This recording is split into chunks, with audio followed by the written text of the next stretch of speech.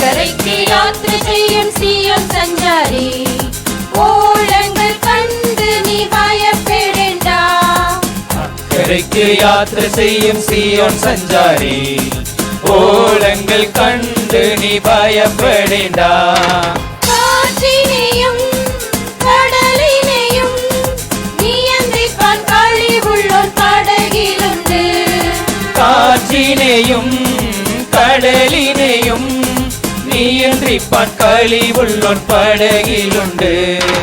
அக்கரைக்கு யாத்திரை செய்யும் சீயோன் சஞ்சாரி, ஓலங்கள் கண்டு நீ பயப்படேண்டா.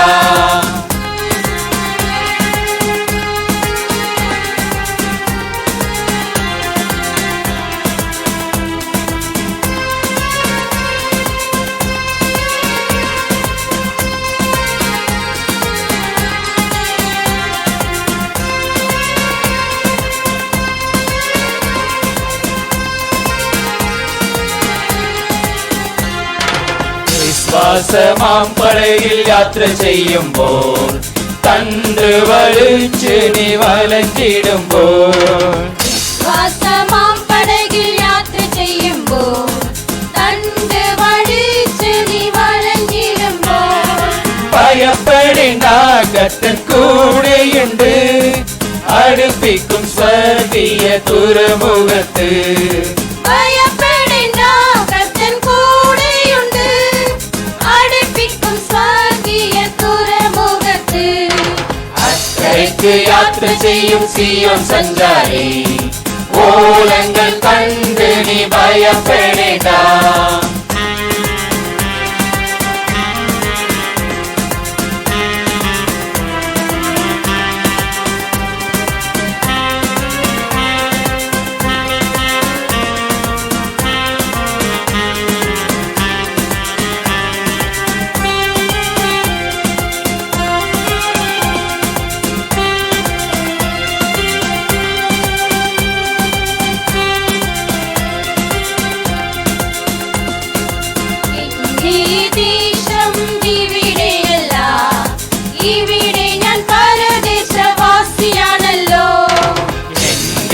ദേശം ഇവിടെയല്ല, ഇവിടെ ഞാൻ പരദേശവാസിയാണല്ലോ. അക്കരയാണ് എന്റെ ശാശ്വത നാട്, അവിടെ എനിക്കൊരുക്കുള്ള ഭവനമുണ്ട്. അക്കരയാണ് എന്റെ ശാശ്വത നാട്, അവിടെ എനിക്കൊരുക്കുന്ന ഭവനമുണ്ട്. അക്കരയ്ക്ക് യാത്ര ചെയ്യും സീയോൻ സഞ്ചാരി, ஓலங்கள் கண்டு நீ பயப்படேண்டா.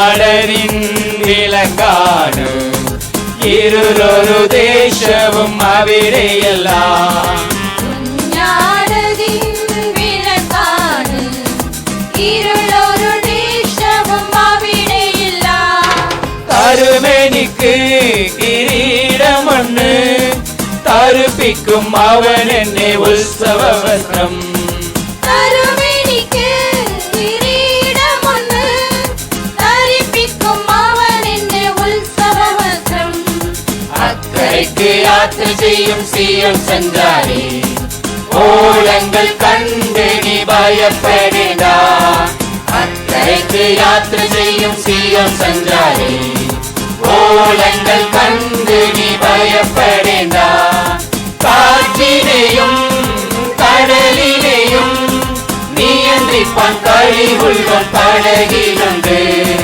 കാറ്റിനെയും കടലിനെയും നിയന്ത്രിപ്പാൻ കഴിവുള്ളവൻ പടകിലുണ്ട് അക്കരയ്ക്ക് യാത്ര ചെയ്യും സിയോൻ സഞ്ചാരി ഓളങ്ങൾ കണ്ട് നീ ഭയപ്പെടേണ്ട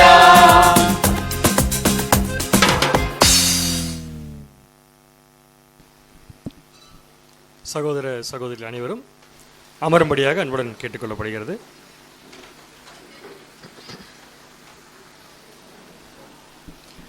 இந்த கன்வென்ஷனுடைய கடைசி நிகழ்ச்சியாக பேனல் டிஸ்கஷன் நடைபெற இருக்கிறது.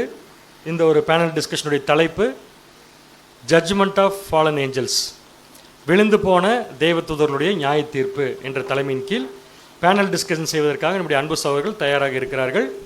அவர்களை வந்து நடத்தி கொடுக்கும்படியாக ஒவ்வொருவரையாக அழைக்கிறோம். அவர்கள் என்ன சொல்லி அனுப்பிச்சிருக்காங்கன்னா, ரொம்ப இளைய சகோதரர்கள்னு சொல்லுங்கன்னு சொல்லி அனுப்பிச்சிருக்கிறாங்க. அந்த இளைய சகோதரர்களை என்புடன் அழைக்கிறோம். முதல் இளைய சகோதரர் எல்லாத்தோட வயசில் ரொம்ப சின்னவர், நம்முடைய அன்பு சகோதரர் வினோத் பாபு அவர்களை வரும்படியாக. எல்லாரோட இளையவர் அவர். அடுத்ததாக நம்முடைய அன்பு சகோதரர் பால் பாண்டியன் அவர்கள், நம்முடைய அன்பு சகோதரர் சிந்தன் அவர்கள், எல்லாரோட மூத்த சகோதரர் நித்தின் அவர்கள் வரும்படியாக அன்புடன் கேட்டுக்கொள்கிறோம்.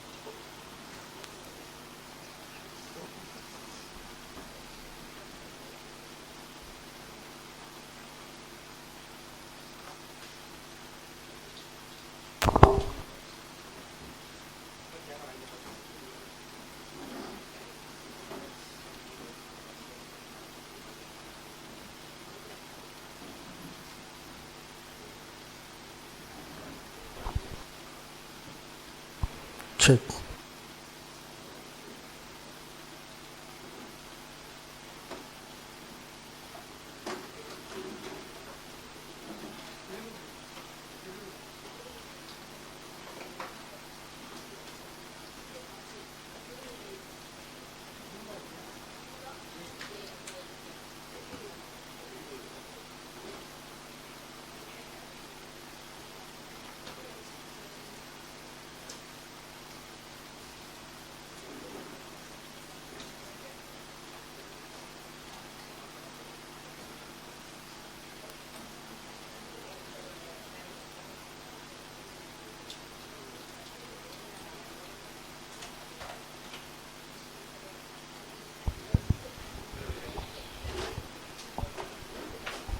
கிறிஸ்து இயேசுவுக்குள் அன்பாய் அழைக்கப்பட்டுள்ள அன்புக்குரிய சகோதர சகோதரிகளே, ஸோ தேவனுடைய ஒரு பெரிதான ஒரு கிருபையினால கூட இந்த ஒரு நாள் மாநாட்டில் கடைசியான ஒரு பகுதிக்கு வந்திருக்கோம். ஸோ ஏன் பேனலுக்கு முன்பாக பட்டிமன்றம் வச்சோம் அப்படின்னு கேட்டிங்கன்னா, நம்ம ஒரு சின்ன ஒரு ரெஃப்ரெஷ்மெண்ட்டாக இருக்கும், சத்தியமும் கேட்ட மாதிரி இருக்கும். ஸோ இறுதியாக அந்த நாளில் அநேக விஷயங்கள் வந்து நம்ம குணலட்சணத்தின் அடிப்படையில் தான் நம்ம பார்த்தோம் இல்லைங்களா. முதல்ல வந்து ஒரு சிம்போசியம் பார்த்தோம், அது கூட நம்ம புது சிருஷ்டிக்கு உண்டான சத்துருக்கள் என்ற அடிப்படையில் நம்ம மாம்சம் உலகம் சாத்தானை குறித்து பார்த்தோம். ஸோ அதுக்கப்புறம் கூட ஒரு பெரைன் ஸ்டடி, அதுவுமே ஒரு குணலட்சணத்துக்கு எதுவான ஒரு பாடம். கடைசியாக இப்போ நம்ம பார்த்த கூட இந்த ஒரு டிபேட் கூட வந்து பார்க்கும்பொழுது அது ஒரு காமனான ஒரு ப்ரோக்ராமாக இருந்துச்சு. ஸோ இறுதியாக ஒரு டாக்டரின் சம்மந்தப்பட்ட ஒரு விஷயம் தான். ஒரு சிலருக்கு நம்மள இந்த விஷயங்கள் பரிச்சயமாக கூட இருக்கலாம். பட் அநேக சகோதர சகோதரிகள் சத்தியத்துக்கு புதுசாக வந்திருக்கக்கூடிய அநேக தேவனுடைய பிள்ளைகளுக்கும் பிரயோஜனமாக இருக்கும்படிக்கு ஸோ இன்றைக்கு சகோதரர்களாகிய நாங்கள் தேர்வு செஞ்சிருக்கக்கூடிய தலைப்பு விழுந்து போன தேவதூதர்களுடைய நியாய தீர்ப்பை குறித்து ஒரு கம்ப்ளீட் ஒரு ஸ்டடியாக நம்ம என்ன பண்ணுறோன்னா, ஒரு சில கேள்விகளின் அடிப்படையில் நம்ம என்ன பண்ண போகிறோம்னா பார்க்க போகிறோம். ஸோ அடியனோடு கூட 3 சகோதரர்களும் என்ன பண்ணுறாங்கன்னு கேட்டிங்கன்னா இந்த ஒரு விஷயங்களில் ஸோ நம்ம கேள்வி நம்ம கேட்போம். சகோதரர்கள் அதற்குண்டான பதில்கள் என்ன பண்ணுவாங்கன்னா கொடுப்பாங்க. அதற்கு ஒரு குறிப்பிட்ட டைமுமே சகோதரர்களுக்கு ஆல்ரெடி நம்ம என்ன பண்ணுறோம்னா ஒரு 3லிருந்து 5 நிமிடங்களுக்குள்ள அவங்க என்ன பண்ணுவாங்கன்னா பேசுவோம். ஸோ விழுந்து போன தேவதூதர்கள் அப்படின்னு பார்க்கும்பொழுது முதல் எடுத்தோடனே இந்த கேள்வியை நம்ம எப்படி ஆரம்பிக்கலாம் அப்படின்னு பார்க்கும்பொழுது, நிறைய தூதர்கள் இருக்காங்க. பர்டிகுலராக ஃபாலின் ஏஞ்சல்ஸ் அப்படிங்கிற ஒரு பாயிண்ட்டை நம்ம இப்போ என்ன பண்ணுறோம்னா எடுத்துருக்குறோம். அப்போ நிறைய தூதர்கள் இருக்கும் பொழுது இந்த விழுந்து போன தேவ தூதர்கள் அப்படின்ற ஒரு கூட்டம் எப்படி உருவாச்சு அல்லது எப்படி அவங்க ஃபாலின் ஆனாங்க, அதை குறித்த ஒரு டெஃபினிஷன் என்ன அப்படின்ற கேள்வி தான் முதல்ல நம்ம கேட்குறோம். ஸோ கேள்வி என்னன்னா, விழுந்து போன தேவதூதர்கள் யார், அவர்கள் எப்படி வீழ்ச்சி அடைந்தாங்க அப்படிங்கிற ஒரு கேள்வியை நம்முடைய அன்பு சகோதரர் வினோத் பாபு அவர்கள்ட்ட நம்ம கேட்குறோம். ஸோ சகோதரர் அவர் குறிப்பிட்ட அந்த டைமுக்குள்ளே என்ன பண்ணுவார்னா நமக்கு அதுக்குண்டான பதில் கொடுப்பார். Thank you brother. இப்போ சகோதரர் கேட்டிருக்கிற ஒரு கேள்வி என்ன அப்படின்னு பார்த்தோன்னா, இந்த விழுந்து போன தேவதூதர்கள் யார், இவங்க தனியாக இருக்கிறாங்களா அப்படின்னு ஒரு கேள்வி. அப்படி தனியாக இல்லை, இவங்களும் யாரால் படைக்கப்பட்டவங்க தான் அப்படின்னு பார்த்தோன்னா தேவனால் படைக்கப்பட்டவங்க தான். சரி, இவங்க எப்போ என்ன ஒரு பர்பஸ்க்காக படைக்கப்பட்ட தேவதூதர்கள் அப்படிங்கும்போது அவங்கள என்ன ஒரு பர்பஸ்க்காக படைக்கப்பட்டிருக்கிறாங்க அப்படின்னு படிக்கும்போது நமக்கு வசன ரெஃபரன்ஸ் கொடுத்துறோம், நீங்கள் வீட்டில் படிச்சுங்க. எபிரேயர் 1:14 முடிஞ்சால் கூட அதை கூட படிச்சிடலாம். அவங்கள எப்படி சொல்லுவாங்க அப்படின்னு பார்த்தீங்கன்னா, அவர்கள் எல்லாரும் அனுப்பப்படும் பணிவிடை ஆவிகளாக இருக்காங்க. இப்போ தேவன் ஒரு விஷயத்த இந்த ஒரு மனுக்குலத்துக்கு சொல்லணும் அப்படிங்கிற விஷயம் இருக்கும்போது அவங்க இந்த இடத்துல வந்து சொல்லிட்டு திரும்பவும் அவங்க என்ன பண்ணுவாங்கன்னு பார்த்தோம்னா போவாங்க. அதே மாதிரி தேவனுக்காக ஊழியம் செய்யக்கூடியவங்க தான் யார் அப்படின்னு பார்த்தோம்னா இந்த ஒரு தூதர் வகுப்பார். சரி, இவங்க எப்போ இருந்து இருக்கிறாங்க அப்படிங்கிறதும் நம்ம ரொம்ப முக்கியம். எப்போ இருந்து இருக்கிறாங்க அப்படிங்கிறதுக்கு ரெஃபரன்ஸ் எங்கே இருக்குதுன்னு பார்த்தீங்கன்னா யோபு 38:4 அங்கே 4-7 வரைக்கும் படிக்கும்போது அவங்க எப்போ இருந்தே இருக்காங்களாமா, இந்த பூமியை தேவன் அஸ்திபாரப்படுத்தும் போதே இதை பார்த்து என்ன பண்ணிக்கிறாங்க அப்படின்னா கம்பீரிச்சு பாடிக்காங்க. இந்த என்டையர் யூனிவர்ஸையுமே தேவன் படைக்கும் போதுலேருந்து இந்த விஷயத்தை பார்த்து தேவனுடைய படைப்புகளை பார்த்து ரொம்ப பிரமிச்சு போனவங்க தான் யார் அப்படின்னு பார்த்தோம்னா இந்த தேவதூதர். அதுலேயும் ரொம்ப குறிப்பாக யாருடைய படைப்பு அவங்களுக்கு ரொம்ப ரொம்ப ஒரு ஆச்சரியத்தை கொடுத்துருக்கும் அப்படின்னா ஆதாமும் ஏவாளும். ஏன்னா தேவன் என்ன சொல்லிட்டு அவங்கள படைக்கிறேன்னா நமது ரூபமாகவும் நமது சாயலும். இப்போ தேவன் அவங்கள பார்த்துருப்பாங்க இல்லைங்களா, இப்போ இவங்கள பார்க்குறாங்க, ஆச்சரியமாக பார்க்குறாங்க. தேவனுடைய சாயலில் ஒரு ஜீவிகள் என்ன பண்ணுறாங்கன்னா இந்த பூமியில் இருக்கிறாங்கன்னு சொல்லி பார்த்து சந்தோஷத்தில் கழி கூர்ந்தவங்க யார் அப்படின்னா இந்த விழுந்து போன தேவதூதர். இதே தேவதூதர்கள் தான் யாரை பார்த்தே விழுந்து போயிட்டாங்க அப்படின்னா இங்கே இருக்கக்கூடிய மனுஷ குமார்த்திகளை பார்த்து என்ன பண்ணிட்டாங்கன்னா விழுந்து போயிட்டாங்க. இதுக்கு ரெஃபரன்ஸ் எங்கே இருக்குது அப்படின்னா ஆதியாகமம் 6:1-4 வரைக்கும் என்ன இருக்குன்னு பார்த்தீங்கன்னா எப்படி விழுந்தாங்க, இந்த மனுஷகுமார்த்திகள் அழகாக இருக்கிறாங்கன்னு பார்த்துட்டு என்ன பண்ணிட்டாங்க விழுந்து போயிட்டாங்க அப்படின்னு. இப்போ ரொம்ப ஆன்சர் ரொம்ப பிளைனாக முடிச்ச மாதிரி. ஆனால் ஒரு கேள்வி ஒன்று, தேவதூதர்கள் எப்படி மனுஷகுமார்த்தியோட கலக்க முடியுமா, இப்படி ஒரு கேள்வி நமக்குள்ளே வரும். இப்போ இந்த கேள்வி வந்துச்சுன்னா நம்ம என்ன பண்ணணும், அதை உறுதிப்படுத்தணும் இல்லையா. உறுதிப்படுத்தணும்னா எங்கே போய் படித்து பார்க்கலாம் அப்படின்னா யூதா 6-7 வரைக்கும் வசனத்தை படிக்கலாம். படித்தோம்னா இதற்கான அதிகப்படியான உறுதி நமக்கு என்ன ஆகும்னு பார்த்தோன்னா நமக்கு வரும் அப்படிங்கிறத கவனிக்கிறோம். யூதா 1:6-7 யூதா 6-7 தங்களுடைய ஆதி மேன்மையை காத்துக்கொள்ளாமல் கவனிக்க வேண்டிய பாயிண்ட் என்னன்னா இவங்க என்ன காத்துக்கொள்ள, ஆதி மேன்மை காத்துக்கொள்ள. அப்ப ஆதி மேன்மை காத்துக்கொள்ள ரீசன் என்ன அப்படின்னா அவங்களுக்கு ஒரு பர்பஸ்க்காக தேவன் என்ன பண்ணிக்கிறாரு படைச்சிருக்கிறாரு. படைக்கப்பட்ட பர்பஸ்ல இருந்து என்ன பண்ணிக்கிறாங்க அப்படின்னா மாறி இருக்காங்க. அடுத்து தங்களுக்குரிய வாசஸ்தலத்தை விட்டுவிட்ட தூதர்களையும் மகா நாளின் நியாய தீர்ப்புக்கென்று நித்திய சங்கிலிகளினாலே கட்டி அந்தகாரத்தில் அடைத்து வைத்திருக்கிறார். அப்ப அவங்க பண்ண தப்புக்காக என்ன பண்ணிக்கிறாங்கன்னு பார்த்தீங்கன்னா அவங்களுக்கு ஒரு நியாய தீர்ப்பு வச்சிருக்கிறாரு. அந்த நியாய தீர்ப்பு வர வரைக்கும் என்ன பண்ணிக்கிறாருன்னு பார்த்தீங்கன்னா அடைச்சி வச்சிருக்காரு. அப்ப இது வரைக்கும் கரெக்ட். பட் அவங்களுடைய தப்புனுடைய அந்த ஒரு டெப்த் என்ன ஆகலன்னு பார்த்தா இன்னும் புரியல. எப்போ புரியும் அப்படின்னா 7வது வசனம் படிங்க. அப்படியே சோதோம் கொமோரா பட்டணத்தார்களும் அவைகளை ஒரே நிமிஷம். இப்ப எப்படி வசனம் ஸ்டார்ட் ஆகுது? அப்படியே என்ன அர்த்தம்? அதே மாதிரின்னு அர்த்தம். அப்ப அதே மாதிரின்னு அர்த்தம்னா மேல ஒரு தப்பு இருக்கு இல்லையா, அந்த தப்பை யாரும் பண்ணிக்கிறாங்க அப்படிங்கிறாருன்னா இங்க இருக்கக்கூடிய சோதோம் குமாரா பட்டணத்தாரும் பண்ணியிருக்கிறாங்க அப்படிங்கிற படிக்கலாம். சோதோம் கொமோரா பட்டணத்தார்களும் அவைகளை சூழ்ந்த பட்டணத்தார்களும் அவர்களைப் போல் விபச்சாரம் பண்ணி அந்நிய மாம்சத்தை தொடர்ந்து அந்நிய மாம்சத்தை தொடர்ந்து.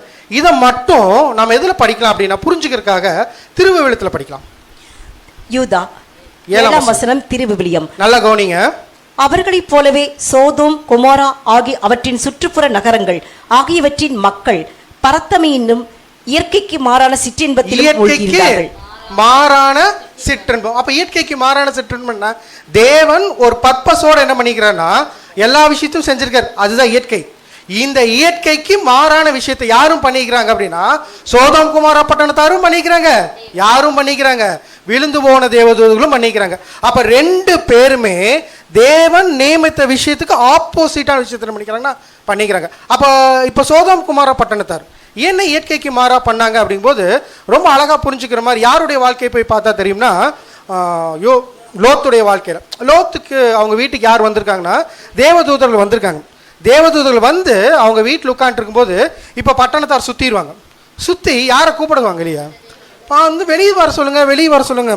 இப்போ ரிப்ளை என்ன கொடுப்பார் தெரியுமா லோத்து? எங்கள் வீட்டில் 2 குமார்த்திகள் இருக்காங்க, அவங்களுக்கு ஒன்றும் என்ன ஆகலை, கல்யாணம் ஆகலை, நான் அவங்கள வெளியே அனுப்புகிறேன், நீங்கள் அவங்களுக்கு என்ன வேணாலும் செய்யுங்க, இவங்களை விட்டுருங்க அப்படிங்கிறார். அப்படின்னு என்ன அர்த்தம்? அப்போ அவங்க ஒரு பர்பஸ்க்காக என்ன பண்ணிக்கிறாங்கன்னா இந்த வீட்டுக்கு வந்திருக்காங்க. அவங்க பர்பஸ்க்கு உங்கள் பர்பஸ் என்ன ஆகணும்னா சால்வ் ஆகணும். அதை சால்வ் பண்ணுறதுக்கு யார் அனுப்புகிறேன்? என்னோட குமார்த்திகள் அனுப்புகிறேன். பரவாயில்ல, அவங்களுடைய வாழ்க்கை கெட்டு போனால் பரவாயில்ல, ஆனால் வந்திருக்கிறவங்க நீங்கள் என்ன பண்ணிடக்கூடாது, தப்பாக நடந்துடக்கூடாதுன்னு என்ன பண்ணுறாருன்னா லோத்து செய்கிறாருன்னா அதைத்தான் இங்கே வசனம் எப்படி சொன்னால் இயற்கைக்கு மாற. அப்போ அங்கே என்ன நடந்திருக்கு அப்படின்னா ஆண்களும் கலந்துக்கக்கூடிய விஷயத்தில் என்ன பண்ணிக்கிறாங்கன்னா சோதோம் குமாரா பட்டணத்தார் என்ன பண்ணிக்கிறாங்கன்னா பண்ணிக்காங்க. இதே மாதிரி தான் இயற்கைக்கு மாறான விஷயத்தை யார் பண்ணிக்கிறாங்க அப்படின்னா விழுந்து போன தேவதூதர்களும் பண்ணிக்காங்க. அப்போ இயற்கைக்கு மாறான விஷயம் என்ன அப்படின்னா மனுஷகுமாரன் மனுஷகுமாரத்தியோடு தான் என்ன பண்ணணும்னா கலக்கணும். இப்போ யாரு கலந்துட்டாங்க? தேவதூதர்கள் யாரோட கலந்துட்டாங்க அப்படின்னா மனுஷகுமாரத்தியோட கலந்துட்டாங்க.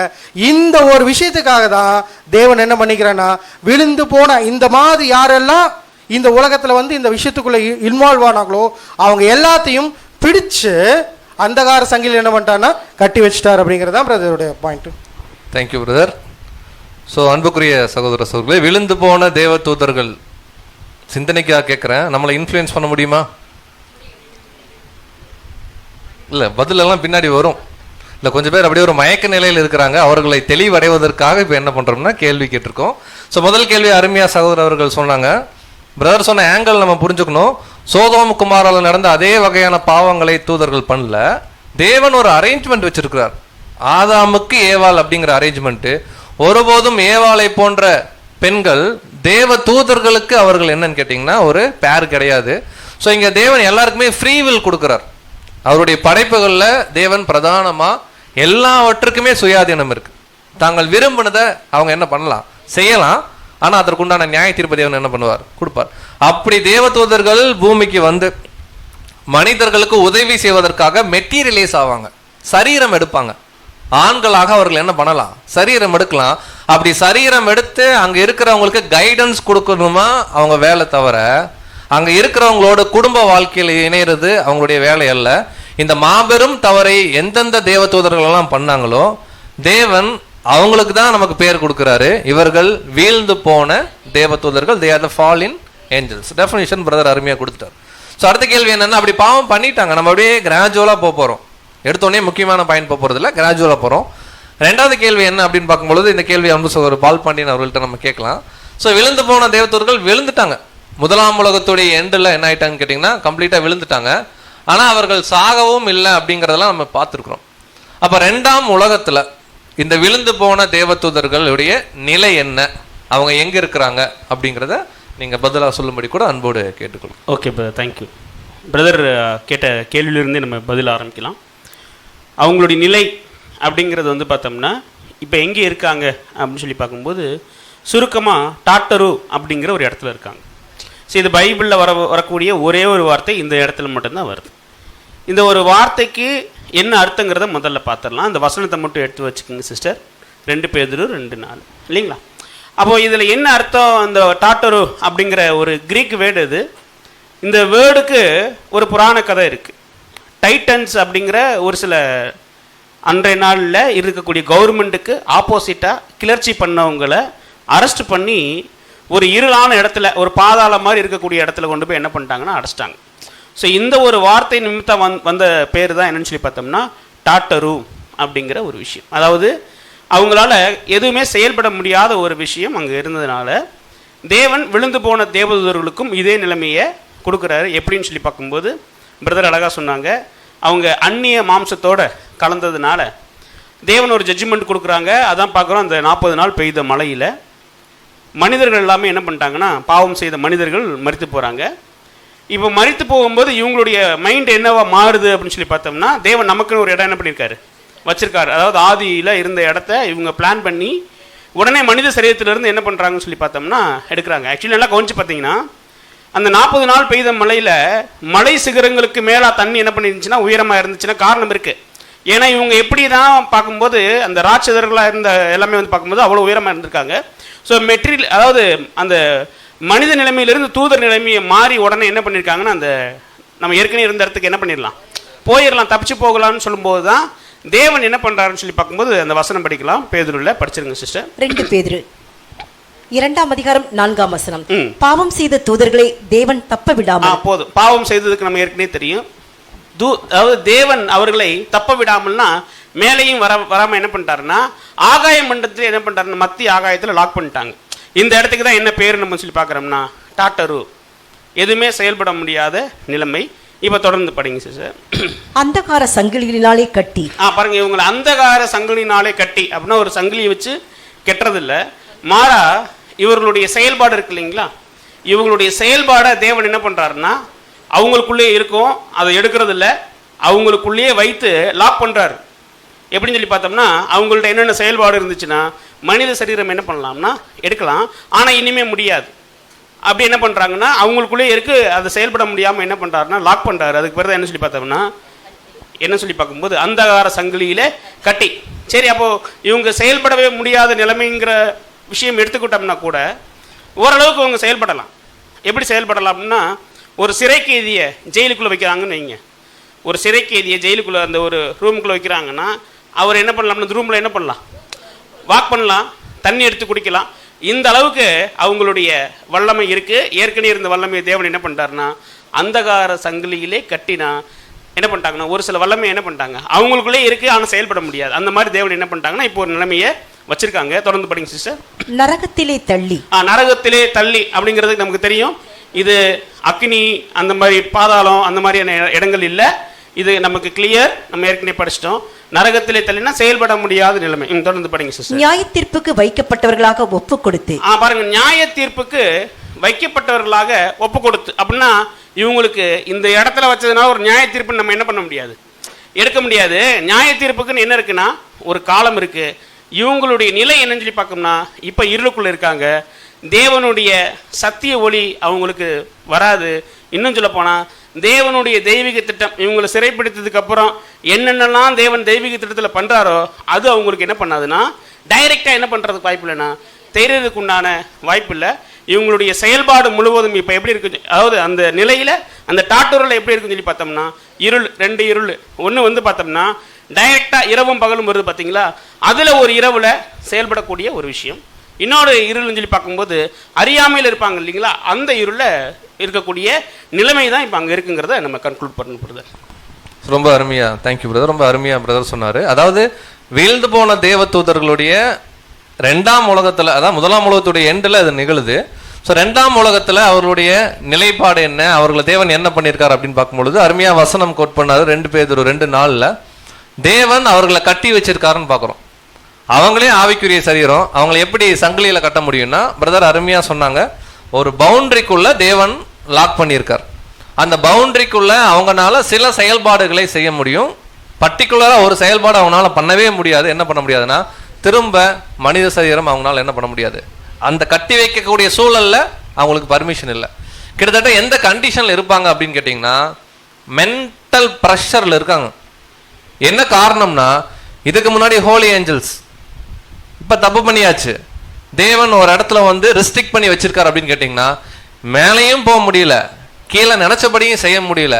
ஒரு கம்ப்ளீட் கண்ட்ரோல்ல எப்படா ரிலீஸ் ஆகும்னு சொல்லிட்டு ஒரு விரக்தியில கெட்டு போன தேவதூதர்கள் என்ன பண்ணாங்க இருக்காங்க. அவங்களுக்கு வந்து லைட்டுடைய வெளிச்சமே இல்லை. விச் மீன்ஸ் என்னன்னா, தேவன் இதுக்கப்புறம் பண்ணிட்டு இருக்கக்கூடிய திட்டங்கள் எதுவுமே அவங்களுக்கு சரியா என்னன்னு கேட்டீங்கன்னா புரியாது. பழசு மட்டும் அவங்களுக்கு கொஞ்சம் தெரியும்.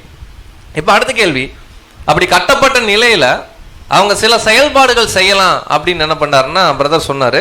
ஸோ அதுல இருந்தே கேள்வியை நம்ம எடுத்துக்கலாம். அப்படி இரண்டாம் உலகத்துல தேவதூதர்கள் கட்டப்பட்ட நிலையில் இருக்கும் பொழுது அவங்களால என்னென்ன செயல்பாடுகள்லாம் செய்ய முடியும், கொஞ்சம் பிராக்டிக்கலா நமக்கு அன்பு சகோதரர் சிந்தன் அவர்கள் என்ன பண்ணுவாங்கன்னா சொல்லுவாங்க. கேள்வி, விழுந்து போன தேவதூதர்கள் கட்டுண்டு இருக்கும் பொழுது அவர்கள் என்னென்ன செயல்கள் செய்யலாம்? Okay brother. அன்பான சகோதரர்களே, சகோதரர் வந்து ப்ராக்டிக்கலாகவும் கேட்டிருக்கிறாரு. ஆனால் அந்த ப்ராக்டிக்கலாக வந்து வசனத்தின் வாயிலாக வந்து இதை தெளிவாக புரிந்து கொள்ளலாம்.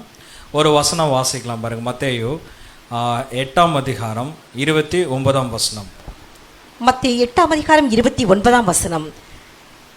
அவர்கள் அவரை நோக்கி, இயேசுவே, தேவனுடைய குமாரனே, எங்களுக்கும் உமக்கும் என்ன? ஸோ என்ன நடந்திருக்கு அப்படின்னா, ஆண்டவராய் இயேசு கிறிஸ்து வருகின்ற பொழுது கல்லறையிலிருந்து பிசாசு பிடித்த 2 பேர், நல்லா புரிஞ்சுக்கலாம், கல்லறையிலிருந்து பிசாசு பிடித்த 2 பேர் இயேசு கிறிஸ்துவுக்கு எதிராக போறாங்க.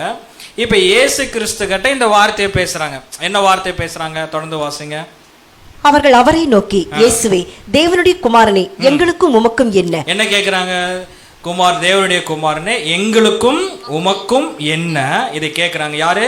அந்த பிசாசு பிடித்த 2 பேர். வாசிங்க. காலம் வரும் முன்னே எங்களை வேதனைப்படுத்த இங்கே வந்தீரோ என்று கூப்பிட்டார்கள். காலம் வரும் முன்னே எங்களை வேதனைப்படுத்த, இதுதான் ரொம்ப முக்கியமான பாயிண்ட். அதாவது அவங்களுக்கு ஒரு ஜட்ஜ்மெண்ட் இருக்கு. ஆனா அந்த ஜட்ஜ்மெண்ட்டுக்கு முன்னாடியே என்ன இருக்குன்னு பார்த்தீங்கன்னா ஒரு வேதனை இங்க இருக்கு. இந்த வேதனை தான் வந்து பார்த்தீங்கன்னா கிரேக்க வார்த்தை என்ன சொல்லுவாங்கன்னு பார்த்தீங்கன்னா பசானிசோ அப்படிம்பாங்க.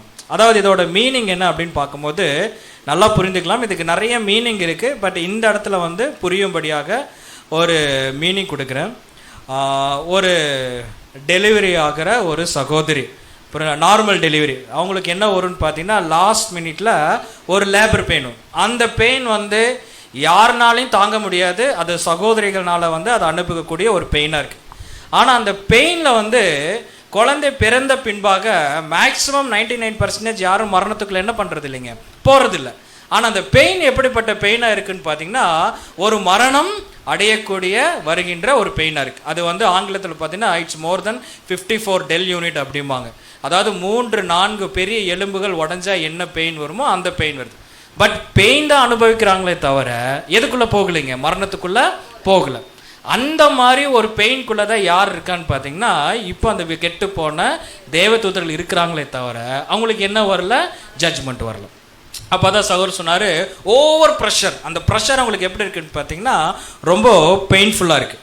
சரி, இந்த பெயின்ஃபுல்லாக இந்த ஒரு நிலைமையில் இருந்துட்டு அவங்களால என்ன செய்ய முடியும் அப்படின்னு பார்த்தீங்கன்னா, ஏற்கனவே நம்ம முதல் கேள்விக்கு பார்த்துருந்தோம், அவங்க முன்பா மாதிரி அந்த ஆதி மேன்மை அவங்க என்ன பண்ணிட்டாங்கன்னா இழந்து விட்டார்கள். ஸோ இப்போ அவங்களால என்ன செய்ய முடியும் அப்படின்னு பார்த்தீங்கன்னா அந்த வசனத்தில் இருக்கு, பிசாசு பிடித்த 2 பேர் அப்படின்னா இன்னைக்கு ஒரு மனிதனுக்குள்ள அவங்களால உள்ள போய் மைண்ட் என்ன பண்ண முடியுங்க, இன்ஃப்ளூயன்ஸ் பண்ண முடியும். இந்த இன்ஃப்ளூயன்ஸ் சொல்லுகின்ற பொழுது பார்த்தீங்கன்னா இன்னைக்கு அந்த கெட்டு போன தேவதூதர்கள் நினைச்சா என்ன வேணா செய்ய முடியும், ஒரு இன்ஃப்ளூயன்ஸ் பண்ணி. கொஞ்சம் ஒரு யார் வீக்னஸாக இருக்கிறாங்களோ அப்படி பார்த்தாங்கன்னா ஈஸியாக உள்ள புந்துருவான். ஃபர்ஸ்ட் அவன் செய்யக்கூடிய வேலை என்ன தெரியுங்களா, ஏமாற்றம். அதான் சொல்ற டிசப்டிவ். ஃபர்ஸ்ட் அவன் ஏமாற்ற தான் செய்வான். இந்த ஏமாற்றங்கிற வேலை இப்போ மட்டும்தான் செய்கிறான்னு நினைக்கிறீங்களா? இல்லை இல்லை, இந்த ஏமாற்ற வேலை யார் செஞ்சா தெரியுங்களா? முதல்ல ஏதேன் தோட்டத்தில் பிசாசு செஞ்ச அதே காரியத்தை தான் இவங்க இப்படி செய்கிறாங்க. அந்த கனியை சாப்பிட்டா மரணம் அப்படின்னு சொல்லி தேவன் சொல்றார். ஆனா பிசாசு சொல்றான் அந்த கனியை சாப்பிட்டா உங்களுக்கு மரணம் இல்லை. அது வேற ஃபார்மேட்டு. ஆனா இந்த கெட்டு போன தேவதூதர்கள் இன்னைக்கு அதே ஃபார்மேட்டை வேற மாதிரி நமக்கு என்ன பண்றதுன்னா ஏமாற்றி கொடுக்குறான். ஏமாற்றம், பொய். இது என்ன பண்ணணும்னு பார்த்தா அழகாக நம்ம மைண்டுக்குள்ளே இன்ஃப்ளூயன்ஸ். அதே மாதிரி தாட்ஸ் இருக்குது பார்த்தீங்களா, இந்த தாட்ஸை வந்து கம்ப்ளீட்டாக என்ன பண்ணோன்னா கொலாப்ஸ் பண்ணிடும். வேறு மாதிரி ஒரு தாட்ஸ் கொண்டு வந்துடும். அதே மாதிரி ஒரு என்ன சொல்கிறது, ஒரு டெம்டேஷன். அந்த டெம்டேஷன் சொல்லும் போது எப்படின்னு தெரியுங்களா, நம்மளுடைய மாம்சத்துக்கு அழகாக இடம் கொடுக்கறது. சகோதரர் கூட ஒரு கேள்வி கேட்டேன், நான் தான் பக்கத்துலேருந்து உசுன்னு என்னன்னு பார்த்தீங்கன்னா, இப்போ மாம்சம் சொல்லும் இப்போ கொஞ்ச நேரம் அப்படியே லைட்டாக என்ன பண்ணலாம், இந்த சகோர் பேசி முடிச்சு இந்த சகோர் இந்த மைக் இந்த கையிலேருந்து இந்த கையில் போகிற வரைக்கும் என்ன பண்ணிடலாம், 2 செகண்டு அப்படியே கண்ணை தூங்கி கொஞ்சம் ஃப்ரெஷ்ஷாக தெரியும் அப்படின்னு. அது இல்லைங்க, அது ஏமாற்றம். மைண்டில் வந்து ஒரு வீக்னஸ் தாட் என்ன பண்ணிடுவான், ஏமாது. கொஞ்ச நேரம் இப்படி கண்ணை மூடி கண்ணை திறந்தீங்கன்னா, இப்போ நான் என்ன பண்ணியாச்சு 4:40 5:48 காஃபி குடிக்கிறதே எழுந்திரிப்போம் முடிப்போம். அது என்ன ஆகும் அப்படின்னு பார்த்தீங்கன்னா, அதே மாதிரி பார்த்தீங்கன்னா என்கரேஜ்மெண்ட் பண்ணுவான். எப்படி தெரியுங்களா, ரொம்ப மோசமான விஷயங்க. சின் பண்ணுறதுக்கு, பாவம் செய்கிறதுக்கு என்ன தெரியுங்களா, என்கரேஜ் பண்ணுவான். இன்றைக்கி நிறைய வாலிபர்கள் நிறைய பேர் பார்த்திங்கன்னா நிறைய விஷயத்தில் சீக்கிரமாக விழுந்து போகிறார்கள். ஒரு எக்ஸாம்பிள் சொல்கிறேன் பாருங்களேன். ஒரு ஃபோனில் வந்து ஒரு தவறான பிக்சர் பார்க்கக்கூடாது, பொதுவாக இந்த கெட்டுப்போன தேவதூதர்கள் பண்ணுகின்ற காரியத்தை சொல்கிறேன். ஒரு விஷயத்தை பார்க்கும்போது தப்புன்னு தெரியும், ஆனால் அந்த தப்பை நீங்கள் 10 தடவை பார்த்துட்டீங்கன்னு வச்சுங்களேன், அது என்ன ஆகும் தெரியுங்களா, அது தப்புன்னே நமக்கு தெரியாது. ஃபஸ்ட்டு டைம் பொய் பேசும்போது பயப்படும், அஜிஜோ நம்ம பொய் பேசிட்டோமோ. இப்போ எக்லிஷா வரும்போது ஏன் பிரதர் இன்னைக்கு வரல அப்படின்னு ஏதோ ஒரு ரீசன் சொல்லிடுவோம். எக்ஸாம்பிள் சொல்கிறேன், ஏதோ ஒரு ரீசன் சொல்லி என்ன பண்ணிடுவோம்னா நம்ம வந்து அந்த இடத்துல கரெக்ட் பண்ணிடுவோம். ஆனால் அதே ரீசன் 10 டைம்ஸ் போய் சொல்லிட்டேன்னு வச்சுக்கங்களேன், 11th டைம் நம்ம பேசுறது இது தப்புன்னே தெரியாது. இப்படி தாங்க அவன் என்ன பண்ணுறான் தெரியுங்களா, அவன் என்ன ஓவர் ப்ரெஷரில் இருக்கிறான், ஒவ்வொருத்தருடைய மைண்டுக்குள்ளே போய் இன்ஃப்ளூயன்ஸ் பண்ணுறான். ரெண்டாவது அவன் பண்ணுற பெரிய விஷயம் என்ன தெரியுங்களா, யார் ரொம்ப வீக்காக இருக்கிறான் அப்படிங்கிறது அவனுக்கு நல்லா தெரியும். அதனால தான் சொன்னோம், நம்மளுடைய வீக்னஸ் நம்மளை விடவும் யாருக்கு நல்லா தெரியுங்க, சாத்தானுக்கு தெரியும். நம்ம ஆத்மா சப்ஜெக்டில் கூட அடிக்கடி கேட்போம். பொதுவாகவே பாருங்கள், இந்த பேய் பிடிக்குதுன்னு சொன்னால், பிசாசு பிடிக்குன்னு சொன்னால் யாருக்கு அதிகமாக பிடிக்கும்? ஏன் பரவாயில்ல, ஒன்றும் சொல்லுங்கள், வந்துட மாட்டான், வந்தால் பார்த்துக்கலாம். யாருங்க? லேடிஸ்ன்னு வேண்டாம், சிஸ்டர்ஸ்ன்னு எடுத்துக்குவோம், சரிங்களா? ஏன் பிடிக்குது அப்படின்னா, அவங்க பேசிக்காக பிறக்கும் போதே அவங்க என்னென்னு பார்த்தீங்கன்னா தேர் வீக்கர் பாடி, வீக்னஸ், சரிங்களா? இப்போது பொதுவாக ஒன்று தெரியுங்களா, பொதுவாக சொல்லுவாங்க, சில டைமில் வந்து இந்த இடத்துல உமன்ஸ்ன்னு எடுத்துக்குவோம், திடீர்னு ஆக்ரோஷமாக சண்டை போடுவாங்க சிஸ்டர்ஸு, பெண்கள்லாம். அந்த ஆக்ரோஷமாக சண்டை போகிறது வந்து அவங்க ஜெயிச்சிட்டாங்க நினைக்கிறோமா? இல்லை, தே ஆர் இன் வீக்னஸ். வீக்னஸில் தான் என்ன பண்ணுறாங்க, அவங்க கத்துறாங்க. இதெல்லாம் யார் உள்ளே போகிறா அப்படின்னு பார்த்தீங்கன்னா இந்த கெட்டு போன தேவதூதர்கள் என்ன பண்ணுறாங்கன்னா அவ்வளோ. ஸோ இப்போதைக்கு அதாவது அவன் கட்டப்பட்டு இருக்கும்போது இந்த மாதிரி ஒரு காரியத்தை தான் என்ன பண்ணுறாருன்னா அவன் செய்கிறார் என்பதை பார்க்குறோம். Thank you brother. பிரதர் வந்து 2ஆம் உலகத்தில் நடந்த ஆரம்பத்தில் நிகழ்ந்த நிகழ்வும் கரண்ட்டாக இங்கே வந்துட்டார். கடைசியில் நிறைய பேசுவார் பிரதர், அதில் சில பாயிண்ட்டை எல்லாரையும் உற்சாகப்படுத்துறதுக்காக பேசியிருக்கார். ஸோ நல்லா கவனிக்கிறோம் அப்படின்னு பார்க்கும்பொழுது, கெட்டுப்போன தேவதூதர்கள் 2ஆம் உலகத்துடைய ஆரம்ப காலத்தில் அவர்கள் கட்டப்பட்ட நிலைமை எங்கன்னா அட்மாஸ்பியர், நமக்கு தலைக்கு மேலே, ஓகேங்களா? தலைக்கு மேலே இருக்கக்கூடிய கெட்டுப்போன தேவதூதர்கள் என்ன இன்ஃப்ளூயன்ஸ் பண்ண முடியும்னா, அவங்களால சரீரம் எடுக்க முடியாது, ஆனால் இன்னொருத்தருடைய சரீரத்துக்குள்ளே அவர்களால் என்ன பண்ண முடியும், மைண்டை பொசஸ் பண்ண முடியும், இன்ஃப்ளூயன்ஸ் பண்ண முடியும். அதுக்கு அருமையாக வசனங்கள் கோட் பண்ணாரு நம்முடைய ஆண்டவருடைய 1ஆம் வரிகளில் கூட, நீர் இன்னார் என்று எங்களுக்கு தெரியும், நீர் தேவனுடைய பரிசுத்தர் இல்லைங்களா, அவருடைய குமாரர்னு சொல்லி இந்த தூதர்கள் பேசுறாங்க. ஆனா எப்படி பேசுறாங்கன்னா, வீக்கா இருக்கக்கூடிய சில மனிதர்களுக்குள்ள என்ன பண்றாங்கன்னா இன்ஃப்ளூயன்ஸ் பண்றாங்க. அப்ப இந்த கெட்டு போன தேவதூதர்கள் கட்டப்பட்டிருக்கிற நிலைமை என்னன்னா, நியாய தீர்ப்புக்காக கிடையாது, ஒரு கண்ட்ரோலிங் பார்ட், தே ரெஸ்ட்ரைன்டு, ஓகேங்களா? ஜட்ஜ்மெண்ட் ஒன்றும் வரல, அங்க இருக்கும் போதே சில செயல்கள் செய்யறாங்க. அதான் பிரதர் சொன்னாரு, அதுல பர்டிகுலரா மைண்டை இன்ஃப்ளூயன்ஸ் பண்றது, வீக்கா இருக்கிறவங்கள பொசஸ் பண்ணுறது, அவங்கள வந்து கேப்சர் பண்ணிக்கிறது. இன்றைக்கி நிறைய பார்க்குறோம், நிறைய மற்ற மதங்கள் எல்லாம் கூட நிறைய நம்ம கேள்விப்படுறோம், பயங்கரமாக ஒரு ஆக்ரோஷமாக செயல்பாடுகள்லாம் செய்வாங்க. இப்போ இல்லை, சரித்திரத்துக்கு நீங்கள் பழசு பார்த்தீங்கன்னா கூட இதெல்லாம் எப்படி நிகழுது? ஒரு சாதாரண மனுஷனால் எப்படி திடீர்னு இங்கே இருக்கிற மனுஷன் அப்படியே செவுத்துல போவார்? கேள்விப்பட்டிருக்கீங்களா? இன்னைக்கு நேற்று இல்லை, பல வருஷம். இதெல்லாம் எப்படி நிகழுது அப்படின்னா, சம் ஈவில் பவர், அந்த ஈவில் பவருடைய இன்ஃப்ளூயன்ஸ் தான் நம்ம என்ன சொல்கிறோன்னா, கெட்டுப்போன தேவதூதர்கள் கண்ட்ரோல் இருக்கும்போதே சில செயல்பாடுகள் அவங்க என்ன பண்ணுறாங்க, செய்கிறாங்க. அதில் 2 பாயிண்ட் பிரதர் அருமையாக கோட் பண்ணார். மைண்டை இன்ஃப்ளூயன்ஸ் பண்ணுறது, பர்டிகுலராக வீக்கர் பாடி என்ன பண்ணுவாங்கன்னா பொசஸ் பண்ணிடுவாங்க அப்படின்னு பார்க்குறோம். இதெல்லாம் விழுந்து போன தேவதூதர்கள் கட்டப்பட்டிருக்கும் போதே. அப்போ கட்டை அவிழ்த்து விட்டால் என்ன கண்டிஷன்னு தெரியல, அதையும் நம்ம ஒரு கேள்வியை கேட்டுருவோம். பட் அதுக்கு நடுவில் இன்னொரு முக்கியமான ஒரு கேள்வியை நம்முடைய அன்பு சகோதரர் பால் பாண்டியன் அவர்கள்ட்ட நம்ம கேட்கலாம். ஸோ நம்முடைய ஆண்டவர் வந்து அவர் வாழ்ந்து 40 நாள் இல்லைங்களா, அநேகருக்கு தரிசனமானார், அப்புறம் மேலே போனார். இதுக்கு இடையில் அப்போஸ்தலன் பேதுரு ஒரு பர்டிகுலரான ஒரு வேர்ஸ் பேசுகிறார். அதில் நிறைய இன்டர்பிரிட்டேஷன்ஸ் இருக்குது, பட் பேசிக்காக 7ஆம் தூதனுடைய கோட்பாடு தான் இந்த இடத்துல நம்ம எடுத்துக்கிறோம். அதாவது 1 பேதுரு 3ஆம் அதிகாரம் 18 - 20 வரைக்கும் பார்க்கும் பொழுது ஆண்டவர் காவலில் உள்ள ஆவிகளுக்கு போய் என்ன பண்ணாரு? பிரசங்கம். இப்படி கட்டுண்ட நிலைமையில் இருக்கக்கூடிய வீழ்ந்து போன தேவ தூதர்களுக்கு நம்முடைய ஆண்டவர் பிரசங்கம் பண்ணாருன்னு சொல்லி பேதுரு என்ன பண்றாருன்னா வசனம் கொண்டு. ஸோ இந்த வசனத்தை நம்ம எப்படி புரிஞ்சுக்கிறது, இயேசு கிறிஸ்து எப்படி பிரசங்கம் பண்ணியிருப்பார் அப்படிங்கிற ஒரு கருத்தை நம்முடைய அன்பு சகோதரர்கிட்ட நம்ம என்ன பண்ணலாம்னா ஒரு கேள்வியாக நம்ம கேட்கலாம். பிரதர் நீங்கள். Thank you brother. இப்போ நம்ம மத்தியில் சொல்ல போகிறது வந்து பார்த்தீங்கன்னா 7ஆம் தூதன் அவங்களுடைய கருத்து மட்டும்தான். இந்த வசனத்தை கூட நீங்கள் எடுத்து வச்சுக்கோங்க சிஸ்டர். ஆக்சுவலி இப்போது சகோதரி இந்த வசனம் படிக்கட்டும், நம்ம அதுக்கப்புறம் பேசலாம். படிங்க சிஸ்டர். 1 பேதுரு 3ஆம் அதிகாரம் 19ஆம் வசனம் முதல். அந்த ஆவியிலே அவர் போய் காவலிலுள்ள ஆவிகளுக்கு பிரசங்கித்தார். அந்த ஆவிகள் பூர்வத்திலே நோவா பேழையை ஆயத்தம் பண்ணும் நாட்களிலே தேவன் நீடிய பொறுமையோടെ காத்திருந்த போது கீழ்ப்படியாமற் போனவைகள் அந்த பேழையிலே சிலராக 8 பேர் மாத்திரம் பிரவேசித்து. ஸோ இங்கே ஆண்டவராகிய இயேசு கிறிஸ்து போய் பிரசங்கித்தார் அப்படிங்கிறது வசனம் கிளியராக இருக்குது. இப்போ நம்ம பார்த்துட்டு இருக்கக்கூடிய ஃபாலன் ஏஞ்சல்ஸ்க்கு, கரெக்டுங்களா? ஆனால் என்ன ஒரு விஷயம்னா, இப்போ நம்ம நல்லா புரிஞ்சுக்கிற வேண்டிய ஒரு விஷயம் சொல்லி பார்க்கும்போது, ஃபாலன் ஏஞ்சல்ஸ் பொதுவாக ஏஞ்சல்ஸோட நிலைமை என்னன்னு சொல்லி பார்த்தோம்னா, அவங்க எல்லாருமே ஆவிக்குரிய ஒரு சரீரத்தில் இருக்காங்க. இன்னொன்று வந்து பார்த்தோம்னா, நேரடியாக ஒரு விஷயத்தை அவங்கள்ட்ட சொல்லி புரிய வைக்க வேண்டிய அளவுக்கு அவங்களுடைய மைண்ட் இல்லை. ஏன் அப்படின்னா, நம்மளை விட இப்போ நம்ம ஒரு சத்தியத்தை தெரிஞ்சுக்கிறோம்னா ஒரு இடத்துக்கு நம்ம வரணும், இல்லை ஒரு ஆடியோவை நம்ம என்ன பண்ணணும்னா கேட்கணும். அதை காட்டிலும் நேரடியாக வந்து கேட்டால் மட்டும் நமக்கு அதிகமாக என்ன பண்ணணும்னா புரியறதுக்கு உண்டான வாய்ப்பு இருக்குது. ஆனால் தூதர்களுடைய நிலைமை, பொதுவாகவே தூதர்களுடைய நிலைமை வந்து பார்க்கும்போது நேரடியாக வந்தோ நேரடியாக ஒருத்தர் போயோ புரிய வைக்க வேண்டிய வேலைகள் அங்கே குறைவு. எதன் அடிப்படையில் அப்படின்னு சொல்லி பார்த்தோம்னா ஒரு வசனம் படிச்சிடலாம் சிஸ்டர். 1 பேதுருல 1ஆம் அதிகாரம் 12வது வசனம் நம்ம படிக்கலாம். 1 பேதுரு 1ஆம் அதிகாரம் 12ஆம் வசனம். தங்கள் நிமித்தமல்ல நமது நிமித்தமே இவைகளை தெரிவித்தார்கள் என்று அவர்களுக்கு வெளியாக்கப்பட்டது. பரலோகத்திலிருந்து அனுப்பப்பட்ட பரிசுத்த ஆவியினாலே உங்களுக்கு சுவிசேஷத்தை பிரசங்கித்தவர்களை கொண்டு இவைகள் இப்பொழுது உங்களுக்கு அறிவிக்கப்பட்டு வருகிறது. இவைகளை உற்று பார்க்க தேவதூதரும் ஆசையாய் இருக்கிறார்கள். ஆக்சுவலி நம்ம எல்லாரும் இங்கே ஒரு பட்டிமன்றமோ அல்லது ஒரு பேனல் டிஸ்கஷன் நடத்திட்டு இருக்கோம்னா, இப்போ நல்ல தூதர்கள் இருக்காங்கல்ல, அவங்க நேரில் வந்து கேட்டால் புரிஞ்சுக்கிறாங்க இல்லை, அவங்க என்ன பண்ணியிருக்காங்கன்னா அங்கே இருக்காங்க, ஆனால் அங்கே இருந்துக்கிட்டே இங்கே என்ன நடக்குதுங்கிறத கிரகிச்சுக்கிறாங்க.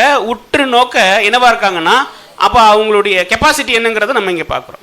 ஸோ இதே மாதிரி தான் யார் இருக்காங்கன்னு சொல்லி பார்த்தோம்னா, விழுந்து போன தூதர்களும் என்ன பண்ணுறாங்கன்னா இருக்காங்க. இப்போ ஆண்டவராகிய இயேசு கிறிஸ்து இல்லைங்களா, அவர் சரீரம், அதாவது அவர் மரித்து அவர் ஆவியின் சரீரம் எடுத்து அங்கே போய் பிரசங்கிக்க வேண்டிய அவசியம் அங்கே ஏற்பட வேண்டிய சூழ்நிலை இருக்கானா இல்லைன்னு தான் சொல்லலாம். எதான் அடிப்படையில் நம்முடைய மூத்த சகோதரவங்க ரீஃபரன்ஸ் நம்பர் 1679 அதில் சொல்லும்போது என்ன சொல்கிறாங்கன்னு சொல்லி பார்த்தோம்னா, ஆக்ஷன் ஸ்பீக் லவுடர் தென் வாய்ஸ். அதாவது ஒருத்தருடைய வேலைகள் அவர் பேச வேண்டிய பிரசங்கத்தை காட்டிலும் செயல்பாடு என்ன பண்ணோம்னா அதிகமாக இருக்கும், அது ரொம்ப பேசும் அப்படிங்கிறது தான் அங்கே சொல்கிறார். நல்லா கொஞ்சம் பாருங்கள், இங்கே என்ன ஃபீல் பண்ணியிருக்காங்க அப்படின்னு சொல்லி பார்த்தோம்னா, அந்த காவலில் உள்ள ஆவிகளுக்கு போய் பிரசங்கம் பண்ணி அப்படிங்கிறது என்னன்னு சொல்லி பார்த்தோம்னா, ஆண்டவராகிய இயேசு கிறிஸ்து பிதாவே உம்முடைய சித்தம் செய்ய வருகிறேன்னு சொல்லி இந்த பூமிக்கு வந்து ஒரு ஏழ்மையான நிலைமையில் அவங்க பிறக்கும்போது அதை பார்த்துருப்பாங்களா இல்லைங்களா? நம்ம கேப்டன் நம்ம கூட ஒரு காலத்தில் நம்ம அவர் கூட இருந்தோம், ஆனால் அவர் எல்லாத்தையும் விட்டுட்டு இந்த பூமியில் வந்து ஒரு ஏழையினுடைய சரீரம் எடுத்திருக்காரு. அதான் நம்ம படிக்கிறோம். அவர் ஐஸ்வர்யம் உள்ளவராக இருந்தும் அவர் என்ன பண்ணிட்டாருன்னு சொல்லி பார்த்தோம்னா அந்த ஒரு நிலைமையை அடைஞ்சிருக்காருங்கிறது நமக்கே ஃபீல் ஆகுது ஆதாமினுடைய சந்ததியில் வந்து. ஆனால் அவர் கூட இருந்தவங்களுக்கு ஃபீல் ஆகுமானா நிச்சயம் ஃபீல் ஆகிருக்கும். அதுக்கப்புறம் ஞானஸ்தானத்தில் பாவிகளுடைய வரிசையில் நிற்கிறாரு. இதை பார்க்கும்போது அவங்களுக்கு எப்படி இருந்திருக்கும்? என்னதான் பாவம் செஞ்ச தூதர்களாக இருந்தாலும் அதில் எல்லாருக்குமே ஒரே மாதிரியான மனநிலைமை இருக்குன்னு நம்ம என்ன பண்ணிட முடியாது, நான் எடுத்துக்க முடியாது. அதுக்குள்ள 2 குரூப் இருப்பாங்க. பொதுவாக பாருங்கள், நம்ம பாவம் செய்கிறோம்னால எல்லாருமே பாவம் செய்யக்கூடியவங்க தான். பாவம் செஞ்சதுக்கப்புறம் நமக்கு ஒரு மனசாட்சின்னு ஒன்று இருக்குல்ல, இதே மாதிரி அவங்க ஆதி மேன்மையை விட்டு வந்தவங்கன்னா அதில் ஒரு குரூப்புக்கு கண்டிப்பாக என்ன இருக்குன்னா இருந்திருக்கும். இப்போ ஆண்டவர் இந்த மாதிரி ஞானஸ்தானம் எடுக்கிறாரு, அதுக்கப்புறம் அவங்களை கேவலமாக பேசுகிறாங்க, எத்தனையோ பாடுகள் எல்லாம் இது பண்ணி கடைசியில் கெத்சமனையில் போயிட்டு அங்கே கதறாருல்ல, அவர் என்ன பண்ணுறாருன்னா மாம்சத்தை இருந்த நாட்களிலே படிக்கிறோம், அவர் கண்ணீர் விட்டார்னு வாசிக்கிறோம் இல்லைங்களா? அது ட்ரூ. அங்கே அவர் அப்படி தான் பண்ணாங்க. பிதாவே உம்முக்கு சித்தமான இந்த பாத்திரம் என்னை விட்டு நீங்க கூடுமானா எவ்வளவு பாடுபட்டிருப்பாங்க. இதை பார்க்கும்போது ஒரு வாழ்க்கை எங்கே என்ன பண்ணுதுன்னு சொல்லி பார்த்தோம்னா பிரதிபலிக்குது. அப்போது இந்த ஒரு விஷயம் எப்படி இருக்குன்னு சொல்லி பார்த்தோம்னா அவங்களுக்கு ஒரு பெரிய ஒரு பிரசங்கம், இப்போ மனுக்குலத்துக்கே இவ்வளோ ஒரு இரக்கம் தேவன் என்ன பண்ணுறாருன்னா அவருடைய குமாரனை கொடுத்து மனம் திரும்ப வைக்கிறாருன்னா நமக்கு இது ஒரு வாய்ப்பாக அவங்க என்ன பண்ணியிருப்பாங்கன்னா இந்த பிரசங்கத்து மூலமாக, அதாவது நான் சொல்கிறது வாழ்க்கையே அங்கே என்ன பண்ணியிருக்குன்னா பிரசங்கம் ஆயிருக்கு. இதை உதாரணத்துக்கு சொல்லலாம்னா, ஒருத்தர் பிரசங்கிச்சு பிரசங்கம் பண்ணி ஒருத்தரை மாற்றுவதை காட்டிலும் வாழ்ந்து காட்டலாம். அது ஆண்டவராக இயேசு கிறிஸ்து முதலாம் வருகையில் வந்திருக்கும் போது செஞ்சு காட்டினார். சிலுவையில் அவர் இருந்தார்ல, 3 மணி நேரம் இருந்தார் நம்ம சொல்கிறோம். 3 மணி நேரத்தில் அவர் ஏதாவது அதிகமாக பேசினாரா? பேசாமல் ஒரு கல்வனுடைய வாழ்க்கையை மாற்றினாரா இல்லைங்களா? அப்போ இங்கே என்ன பேசியிருக்கு, என்ன பேசியிருக்குன்னு சொல்லி பார்த்தோம்னா, ஆக்ஷன் என்ன பண்ணியிருக்குன்னு சொல்லி பார்த்தோம்னா லவுடர் தென் வாய்ஸு. நம்ம எபிரேயரில் படிக்கிறோம், என்ன படிக்கிறோம்? ஆபேல் அவர் வாழ்ந்தது எங்கேன்னு தெரியும், அவருடைய பழி செலுத்தின விஷயம் தெரியும். ஆனால் இன்னும் நம்ம எபிரேயரில் படிச்சுட்டு இருக்கோம் இல்லைங்களா?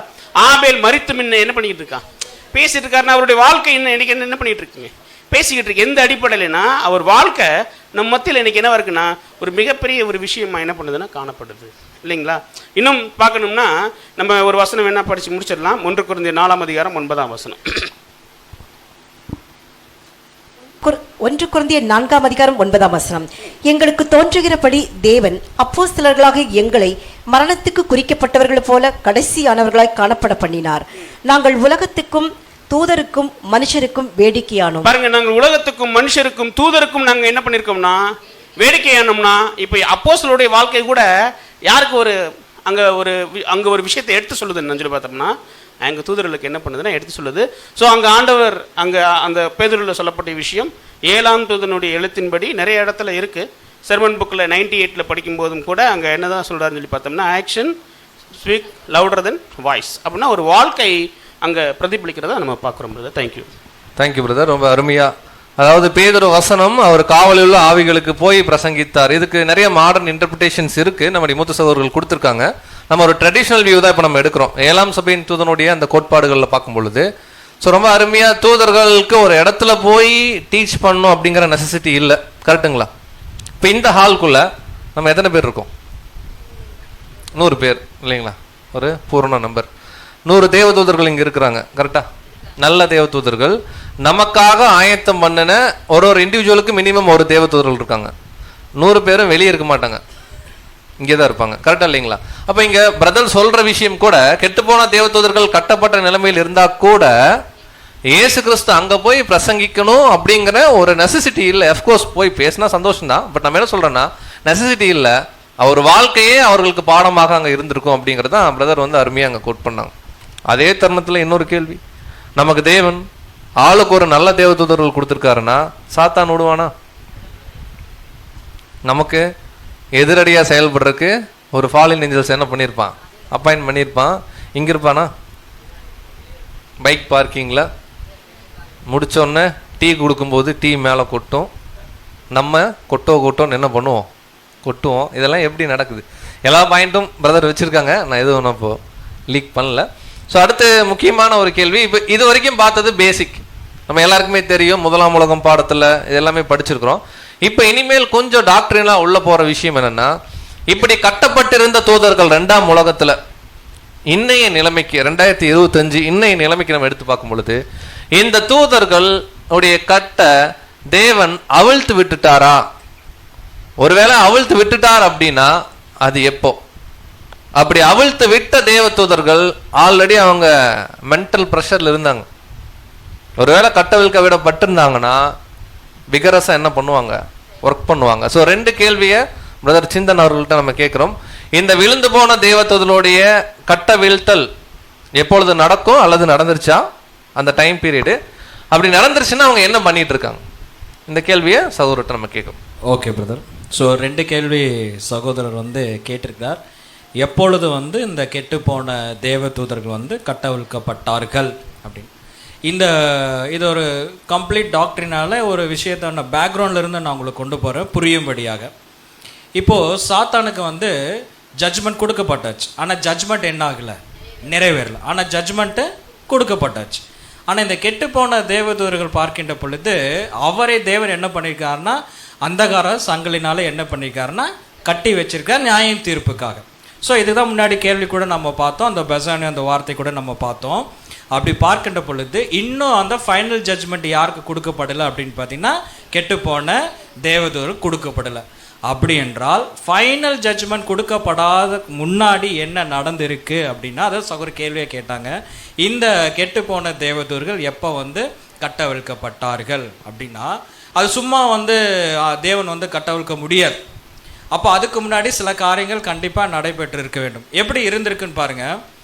இந்த கெட்டுப்போன தேவதூதர்கள் எதை பார்த்துருப்பாங்கன்னா, ஒரு மோஸ்ட் ப்ராமினென்ட் முக்கியமான இடத்துல இருந்து ஒருத்தன் இந்த பூமிக்கு வந்து அவன் கெட்டு போய் மற்றவர்களையும் கெடுத்திருக்கிறான். யாரு? சாத்தான். அதைத்தான் யார் பார்த்துருப்பான்னு பார்த்தீங்கன்னா, கெட்டுப்போன தேவதூதர்கள் பார்த்துருப்பாங்க. மீன் வயல் அதே முக்கியமான இடத்துல இருந்து, அதே பிரதான இடத்துல இருந்து ஒருத்தர் கீழே வந்து யாருமே செய்ய முடியாத ஒரு காரியத்தை செஞ்சு முற்றிலுமாக கீழ்ப்படிந்து, அந்த கீழ்ப்படிதல் மனுஷருக்கு மட்டும் இல்லை, யாருக்கு பாடமாக இருக்குங்க? தேவர்களுக்கும் தேவ தூதர்களுக்கும் எல்லாத்துக்குமே லெசனாக இருக்கு. அந்த லெசனை கொடுத்தது யாருன்னு பார்த்தீங்கன்னா, நம்முடைய ஆண்டவராகிய இயேசு கிறிஸ்து. அப்படி என்றால் லெசன் கொடுத்த முடிஞ்ச பின்பாக இந்த காஸ்பல் லைட் எல்லாத்துக்கும் போகுது. அதுலேயும் ஸ்பெசிஃபிக்காக யாருக்கு போகுதுன்னு பார்த்தீங்கன்னா, தேவனுடைய பிள்ளைகளுக்கு என்ன பண்ணுதுன்னா போகுதுன்னு சொல்லி பார்க்கின்றோம். ஸோ இதெல்லாம் கொடுத்த பின்பாக ஆண்டவராகிய இயேசு கிறிஸ்துவோடைய ரெண்டாம் வருகை வருகின்ற பொழுது ஆல்மோஸ்ட் அப்பவே என்ன ஸ்டார்ட் ஆகுதுன்னு பார்த்தீங்கன்னா, அவருடைய ராஜ்யம் என்ன ஆகுதுங்க? ஸ்டார்ட் ஆகுது. இப்போ இந்த ரெண்டாம் வருகையில் வருகின்ற பொழுது இப்போதான் ஒரு மெயின் அவர் செய்கின்ற முக்கியமான காரியங்களில் பார்த்தீங்கன்னா, ஒன்று உயிர்த்தெழுதல். பிரேத குழியில் இருக்க யாவரும் அவர் சத்தத்தை கேட்கும் காலம். ப்ளஸ் அவர் என்ன பண்ணுறாருன்னா, பைண்டிங் தி சாத்தான். புரிஞ்சுங்களா? அப்போ இது வரைக்கும் சாத்தானை கட்டாமல் வச்சிருந்தார். இப்போ இயேசு கிறிஸ்து என்ன பண்ணுறாருங்க? சாத்தானை அப்படியே கட்டிக்கிட்டே இருக்கிறார். கெட்டு போன தேவதூதர்களை அந்த கட்டுகளை என்ன பண்ணுறாருங்க? அப்படியே ஓப்பன் பண்ணுறாரு. புரியுங்களா? சாத்தானை கட்டும் போது இவர்கள் என்ன பண்ணுறாருன்னு பார்த்தீங்கன்னா, அந்த கட்டவிழ்க்கிறார். இப்போ ஏற்கனவே இவர்கள் ரெண்டையும் பார்த்துருப்பாங்க, ப்ரெஷர்ல இருந்திருப்பாங்க. எப்படி? சாத்தான் பண்ண காரியத்தையும் பார்த்துருப்பாங்க, அதுக்கப்புறம் ஆண்டவராகிய இயேசு கிறிஸ்து முதலாம் வருகையில் வந்து அந்த கீழ்ப்படிதலையும் பார்த்துருப்பாங்க. ப்ளஸ் 6 கால சபையின் பரிசுத்தவான்கள் என்ன பண்ணியிருப்பாங்க? கீழ்ப்படைஞ்சிருப்பாங்களா? அதையும் பார்த்துருப்பாங்க. இப்போ இந்த கெட்டு போன தேவதூதர்கள் 2 விஷயத்தையும் பார்த்துருக்குறாங்க. இப்படி பார்த்துட்டு இப்போ இந்த டைம்ல இவர்கள் இதே மைண்ட் செட்ல யாருக்கு இப்ப கீழ்படுகிறார்கள் பார்க்கணும். அதுதான் சகோதரர் ரொம்ப அழகா கேட்டிருப்பாரு. எப்படின்னு பார்த்தீங்கன்னா, ரிமைன் இன் ரிபெலியன், அதாவது இயேசு கிறிஸ்து கட்டவிழ்த்த பின்பும் நீங்க வந்து சாத்தான் கூட தான் இருக்கிறீங்களா, அல்லது தேவனுக்கு என்ன உங்களை சப்மிட் பண்றீங்களா அப்படின்ட்டு. சப்மிட் பண்ணவங்க எது செய்ய மாட்டாங்க. ஏன்னா என்ன பண்ணிடுவாங்க? சப்மிட் பண்ணிடுவாங்க. ஆனா சப்மிட் பண்ணாதவங்க, இந்த கலகம் பண்றாங்க பார்த்தீங்களா, அவங்க தான் இந்த லாஸ்ட் டேஸ்ல ரொம்ப ஒரு விக்ரஸா என்ன பண்ணுவாங்க தெரியுங்களா? இந்த பூமியின் ஜனங்களையும் பரிசுத்தவான்களையும் தேவனுடைய பிள்ளைகளையும் ரொம்ப கெடுக்கிறதே இந்த ரிபெலியன். எல்லாருமே கிடையாது, அது எத்தனை பேரும் நம்மளாலையும் சொல்ல முடியும். இப்போ இதை குறித்து நம்ம டீட்டெயிலாகவும் பார்க்க போறோம். பட் இப்போ இந்த சமயத்தில் இந்த கட்டவிழ்க்கப்பட்ட தேவதூதர்கள் என்ன செய்கிறாங்கிறத ஒரு அவுட்லைன் நான் சொல்கிறேன். அதுக்கு பின்பாக வந்து சகோதரர்கள் டீட்டெயிலாக சொல்லுவாங்க. ஃபஸ்ட்டு அவங்க என்ன பண்ணுவாங்க அப்படின்னு பார்த்தீங்கன்னா, இன்னைக்கு இந்த பூமியில் பார்த்தீங்கன்னா 4 எலிமெண்ட் ரொம்ப முக்கியமாக இருக்குது. அந்த 4லையும் பார்த்தீங்கன்னா இந்த அரசியல் அப்படிங்கிறது தான் ரொம்ப ப்ராமினென்ட். இந்த அரசியல் கீழே தான் மதம் வரும், இந்த அரசியல் கீழே தான் பொருளாதாரம் வரும், இந்த அரசியல் கீழே தான் சமுதாயம் வரும். நீங்கள் இப்போ எலெக்ஷன் நடந்துச்சுன்னா பார்த்தீங்கன்னா தெரியும், கிறிஸ்மஸ் வரும்போது நம்ம ஆளுங்க வந்து நின்றுவாங்க. ஏன்? அதுதான் ப்ராமினென்ட்.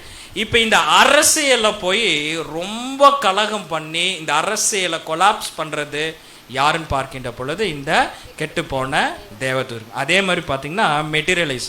எப்படி மெட்டீரியலைஸ்ன்னு பார்க்கின்ற பொழுது முதலாம் ஃபஸ்ட்டு டைம் அந்த கெட்டுப்போன தேவதூதர்கள் ஆகிறதுக்கு முன்பாக அவங்களால என்ன பண்ண முடியும் அப்படின்னு பார்த்தீங்கன்னா, இந்த பூமிக்கு வந்து எந்த ஃபார்மான அவங்களால எடுக்க முடியும். அதுக்கப்புறம் தேவன் கட்டிட்டார். இப்போ கட்டவிழ்க்கப்பட்ட பின்பாக என்ன ஆகும்? எப்படி முன்னாடி இருந்தாங்களோ அதே மாதிரி என்ன ஆகலாங்க? மாறலாம். அப்போ யோசிச்சு பாருங்க, மரித்தவர் மாதிரி வந்து பேசல. ஒருவேளை யாரோ மறைச்சிருந்தான்னு வச்சுங்களேன், அவங்கள மாதிரி டைரெக்டாகவே கூட வந்து என்ன பண்ணலாம்? பேசலாம். நான் டீட்டெயில் அதை பார்க்கலாம், பட் உங்களுக்கு அவுட்லைன் சொல்கிறேன். 3வது பார்க்கும்போது கம்ப்ளீட்லி ஃபால்ஸ் டாக்ட்ரின். இன்னைக்கு வேதமானவர்களாக இருந்து இவ்வளோ சத்தியங்கள் நமக்கு தேவன் வெளிச்சமாய் கொடுத்த பின்பும் கூட நமக்குள்ள என்ன இருக்குன்னு பார்த்தீங்கன்னா, சில நேரத்தில் குழப்பத்தை அவன் என்ன பண்ணினா எழுப்பி விடுகிறான். ஆனா தேவன் சும்மா விடுறதில்ல. குழப்பம் யார் யார் எழுப்புகிறார்களோ தேவன் என்ன பண்ணாரு, வெளியே கொண்டு போய் வீசிடுறாரு. ஆனாலும் குழப்பத்தை என்ன பண்றான், கொண்டு வரும். இன்னைக்கு பாருங்க, ஒரு சின்ன எக்ஸாம்பிள், ஜெகோவா விட்னஸ் அப்படின்ட்டு இருக்கு. இன்னைக்கு ஜெகோவா விட்னஸோட வெப்சைட்டை ஓப்பன் பண்ணா யார் வரா தெரியுங்களா? அவருக்கு இவருக்கு முதல்ல என்னது இல்லை, சம்மந்தமே இல்லை. இன்னைக்கு கூட ரீசெண்டாக கூட சார்கிட்ட ஷேர் பண்ணியிருந்தோம், பேசிகிட்டு இருக்கோம். இப்போ சிங்கப்பூர் போய் நம்ம ஒரு பைபிள் ஸ்டூடெண்ட் வந்து ஒரு எக்லிஷா ஓப்பன் பண்ணலாம் அப்படின்னு பார்த்தீங்கன்னா இட்ஸ் இம்பாசிபிள். ஏன் அப்படின்னு கேட்டிங்கன்னா அங்கே ஜெகோவா விட்னஸ்க்கு பேண்டு. இப்போ பைபிள் ஸ்டூடெண்ட் உள்ளே போயிட்டா, பைபிள் ஸ்டூடெண்ட் ஓப்பன் பண்ணாலும் சரி, ஜெகோவா விட்னஸ் ஓப்பன் பண்ணாலும் சரி, அங்கே என்ன இருக்குன்னு பார்த்தீங்கன்னா சார்லஸ் டேஸ் ரசல், நம்முடைய 7ஆம் தூதன் தான் அங்கே இருக்கும். ஒரு சின்ன சின்ன விஷயத்தில் கூட இந்த உண்மையான சத்தியம் போகக்கூடாது என்பதற்காக ரொம்ப விக்ரஸாக என்ன பண்ணுறாங்க, அவன் ஒர்க் பண்ணுறான்னு சொல்லி நம்ம பார்க்குறோம். அப்படி என்றால் எப்போ கட்டவிழ்க்க விட்டுச்சு அப்படின்னு பார்த்தீங்கன்னா, ஆண்டவராகிய இயேசு கிறிஸ்து அவர் ராஜ்யத்தில் வருகின்ற பொழுது, சாத்தானை கட்டுகின்ற பொழுது இந்த கெட்டுப்போன தேவதூர்கள் என்ன பண்ணுறாருன்னா கட்டவிழ்க்கப்படுகிறார். அதே மாதிரி இங்கே இப்போ என்ன செஞ்சுட்டு இருக்கிறான்னு பார்த்தீங்கன்னா ரொம்ப விக்ரஸாக நிறைய காரியங்கள் செய்கிறான். அதுலேயும் முக்கியமாக பார்த்தீங்கன்னா இந்த பொலிட்டிக்கல் அவனோட இன்ஃப்ளூயன்ஸ் அதிகமாக இருக்குது. அதே மாதிரி பார்த்தீங்கன்னா மெட்டீரியலைஸ், அந்த அவனுடைய உருவத்தை மாற்றி செய்கின்ற காரியத்திலையும் அதிகமாக வேலை செய்கிறான். அதே மாதிரி முக்கியமாக சத்தியம் போகாதபடி மீண்டும் வெளிச்சத்தை இருளாக்கும்படியாக அந்த அந்த டாக்டர்லேயும் அவன் என்ன பண்ணுறாருன்னா ஒரு வஞ்சகத்தை உண்டு பண்ணான காரியத்தையும் அவன் என்ன பண்ணிருக்காருன்னா செஞ்சிட்ருக்கான்னு சொல்லி பார்க்குறாரு. Thank you brother. ஸோ அன்புக்குரிய சகோதரர்களே, பிரதர் பேசுனது நம்ம கிளியராக புரிஞ்சுக்கணும் நினைக்கிறேன். 2 கேள்வியாக நம்ம கேட்டிருந்தோம். முதல் கேள்வி, இந்த ஃபாலின் ஏஞ்சல்ஸ் ரிலீஸ் ஆகிட்டாங்களா, ரிலீஸ் ஆகிட்டாங்கன்னா எப்போ? ஸோ இதற்கு நிறைய வசனங்கள் இருக்குது. உதாரணத்துக்கு மத்தேயு 8:29 அந்த விழுந்து போன தேவதூதர்கள் நம்முடைய ஆண்டவர்கிட்ட பேசும்போது, காலம் வரும் முன்னே எங்களை வேதனைப்படுத்த வந்தீரோன்றாங்க. அப்போ காலம் இல்லை. அப்போ எப்போ காலம் வருதுன்னா ஆண்டவருடைய 2ஆம் வருகை. ஸோ 1874 இன்னொரு இடத்துல யூதால பார்க்குறோம், அவர்கள் மகா நாளின் நியாய தீர்ப்புக்குன்ட்டு என்ன பண்ணுறாரு, த கிரேட் டே, 7th டே. அப்போ என்னைக்கு நம்முடைய ரட்சகர் இந்த பூமியில் 1874 2ஆம் வருகையில் வந்தாரோ அப்போ இந்த ஃபாலின் ஏஞ்சல்ஸ் என்ன ஆகுறாங்கன்னா ரிலீஸ் ஆக ஆரம்பிக்கிறாங்க. அப்படி ரிலீஸ் ஆக ஆரம்பிக்கிற டைம் ஒன்று. சரி, என்ன பண்ணிட்டு இருக்கான்றத பிரதரை வந்து ரொம்ப சுருக்கமாக சொன்னார். அது அடுத்த சகோதரர்கள் கொஞ்சம் டீட்டெயில் பண்ணுவாங்க. பழைய பவர் எல்லாமே இருக்கு. ஒரே விஷயம், அவங்க அதை செய்யாமல் இருக்கணும். செஞ்சாங்க அப்படின்னா எக்ஸ்ட்ரீம் ஜட்ஜ்மெண்ட்டுக்குள்ள என்ன பண்ண போறாங்கன்னா போறாங்க. இப்போ கேள்வியை அடுத்த லெவலில் கொண்டு போகலாம். சரி, நிறைய செய்யறாங்கன்னு பிரதர் சொன்னார், மெட்டீரியலைஸ் ஆகிறாங்க, பொலிட்டிக்கல் இன்ஃப்ளூயன்ஸ் இருக்குன்ட்டு. ஸோ இந்த கெட்டுப்போன தேவதூதர்களுடைய நியாய தீர்ப்பு, அவங்க எப்படி நியாயம் தீர்க்கப்படுவாங்க? கேள்வியை 2ஆக கூட கேட்கலாம். ஆல்ரெடி 1ஆம் உலகத்தில் தப்பு பண்ணாங்களே, அதுக்கான நியாய தீர்ப்பை வாங்க போறாங்களா, இல்லை கட்டவிழ்த்து விடப்பட்டதுக்கு அப்புறம் அவங்களுடைய செயல்பாடுகள் எப்படி இருக்கோ அதை பேஸ் பண்ணி இந்த நியாய தீர்ப்பு அமையுதா அப்படின்ற ஒரு கேள்வியை நம்முடைய அன்பு சகோதரர் வினோத் பாபு அவர்கள்ட்ட நம்ம என்ன பண்றோம்னா நம்ம கேட்கணும். Thank you brother. இந்த இடத்துல பிரதர் 2 கேள்வி கேட்டிருக்காங்க. முதல்ல செய்த பாவத்துக்கு அவங்க என்ன பண்ணுறாங்கன்னா நியாயம் தீர்க்கப்படுறாங்களா, இல்லை அவங்களுக்கு ஒரு விஷயத்தை கொடுத்ததுக்கப்புறம் தேவன் என்ன பண்ணுறாங்கன்னா நியாய தீர்ப்பு வராங்க. இதுக்கு ஒரு உதாரணம் நம்ம பார்க்கணும் அப்படின்னா, இன்றைக்கி ஒட்டுமொத்த உலகம் இருக்குது. உயிர்த்தெழுந்து வந்தாங்க அப்படின்னா அவங்களுக்கு நியாய தீர்ப்புங்கிற விஷயம் எதை பேஸ் பண்ணியிருக்கும்? அவங்க ஏற்கனவே செய்த விஷயங்களை பேஸ் பண்ணியிருக்குமா, இல்லை இதுக்கப்புறம் அவங்க கற்றுக்கிட்ட விஷயத்துக்கு அப்புறம் இருக்குமா அப்படின்னா கற்றுக்கிட்ட விஷயத்தை வச்சு. அதே மாதிரி தான் ஃபாலன் ஏஞ்சல்ஸ்க்கும் இப்போ ஏற்கனவே இப்போ பிரதர் வந்து ரொம்ப கிளியராக சொன்னார், பிரதரும் சொன்னார். இப்போ யாருடைய வாழ்க்கை பாடமாக சொல்லப்பட்டிருக்கு அப்படின்னா ஆண்டவராக இயேசு கிறிஸ்துடைய வாழ்க்கை என்னவா சொல்லப்பட்டிருக்குன்னு பார்த்தீங்கன்னா பாடமாக அவருக்கு என்ன பண்ணப்பட்டிருக்கு அப்படின்னா பிரசங்கிக்கப்பட்டிருக்கு. இப்போ அவங்க எல்லாருமே என்ன ஒரு விஷயத்தை அண்டர்ஸ்டாண்ட் பண்ணியிருப்பாங்கன்னா, தாங்கள் செய்த தவறு என்ன பண்ணிட்டாங்கன்னா அண்டர்ஸ்டாண்ட் பண்ணிப்பாங்க. அதுக்கப்புறம் நம்மளுடைய கேப்டன் என்ன மாதிரியான ஒரு விஷயத்துக்கு உள்ளே போய் ஒட்டுமொத்த உலகத்தையும் மீட்கிறார் அப்படிங்கிற அந்த ரேன்சம் ஃபுல்லாக என்ன பண்ணிப்பாங்கன்னா அண்டர்ஸ்டாண்ட் பண்ணிப்பாங்க.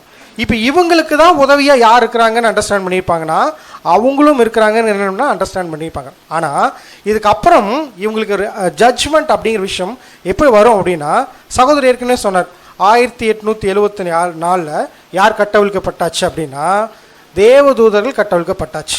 இப்போ கட்டவிழ்க்கப்பட்ட தேவதூதர்கள் அதுக்கப்புறம் என்ன கொடுக்குறாங்கன்னு பார்த்தீங்கன்னா சகோதரர் சொன்னார் ஃப்ரீ வில். இப்போ அவங்களுக்கு என்ன சாய்ஸ் இருக்குது அப்படின்னா, யார் கூடயும் போய் வேலை செய்யலாம் அப்படின்னா சாத்தானோடும் கூட வேலை செய்யலாம், யார் கூடயும் வேலை செய்ய வாய்ப்பு இருக்குது அப்படின்னா கிறிஸ்துவுக்கு கீழ்ப்படிஞ்சும் என்ன பண்ணலான்னு பார்த்தோன்னா இருக்கலாம். இப்போ 2 சாய்ஸுமே தேவன் என்ன பண்ணுறாருன்னா முன்னால் வச்சுறாரு. முன்னால் வைக்கும் போது அவங்க எதை எடுக்கிறாங்கங்கிறதான் பார்க்குறோம். இதுக்கு உதாரணமாக நம்ம எப்படி பார்க்குறோன்னா, இப்போ சபைக்கு நியாய தீர்ப்பு எங்கே துவங்கும் காலமாக இருக்குது? தேவனுடைய வீட்டில் தூங்கும் காலமாக இருக்குன்னா நமக்கு என்ன கொடுக்குறாரு? ஃபஸ்ட்டு பாடத்தை கொடுக்குறாரு. பாடத்தில் நிலைச்சு நிற்கிறமான்னு என்ன பண்ணுறாருன்னா பார்க்குறாரு. அதுக்கப்புறம் தான் என்ன பண்ணுறாருன்னு பார்த்தீங்கன்னா மகிமை அடைதல் அப்படிங்கிற விஷயத்தை கொடுக்குறாருல. இதே மாதிரி தான் யாருக்கும் இருக்கு லெசன் அப்படின்னா எழுந்து போன தேவதூருக்கும். இப்போ பாடம் எங்கேயே கொடுக்கப்பட்டாச்சு அப்படின்னா முதலாம் வருகையில் வந்து இயேசு கிறிஸ்து உயிர்த்ததுக்கு அப்புறமே என்ன கொடுக்கப்பட்டாச்சுன்னு பார்த்தீங்கன்னா ஒரு மிகப்பெரிய ஒரு பாடம் அவருடைய வாழ்க்கை என்னாச்சுன்னா கொடுத்துருச்சு.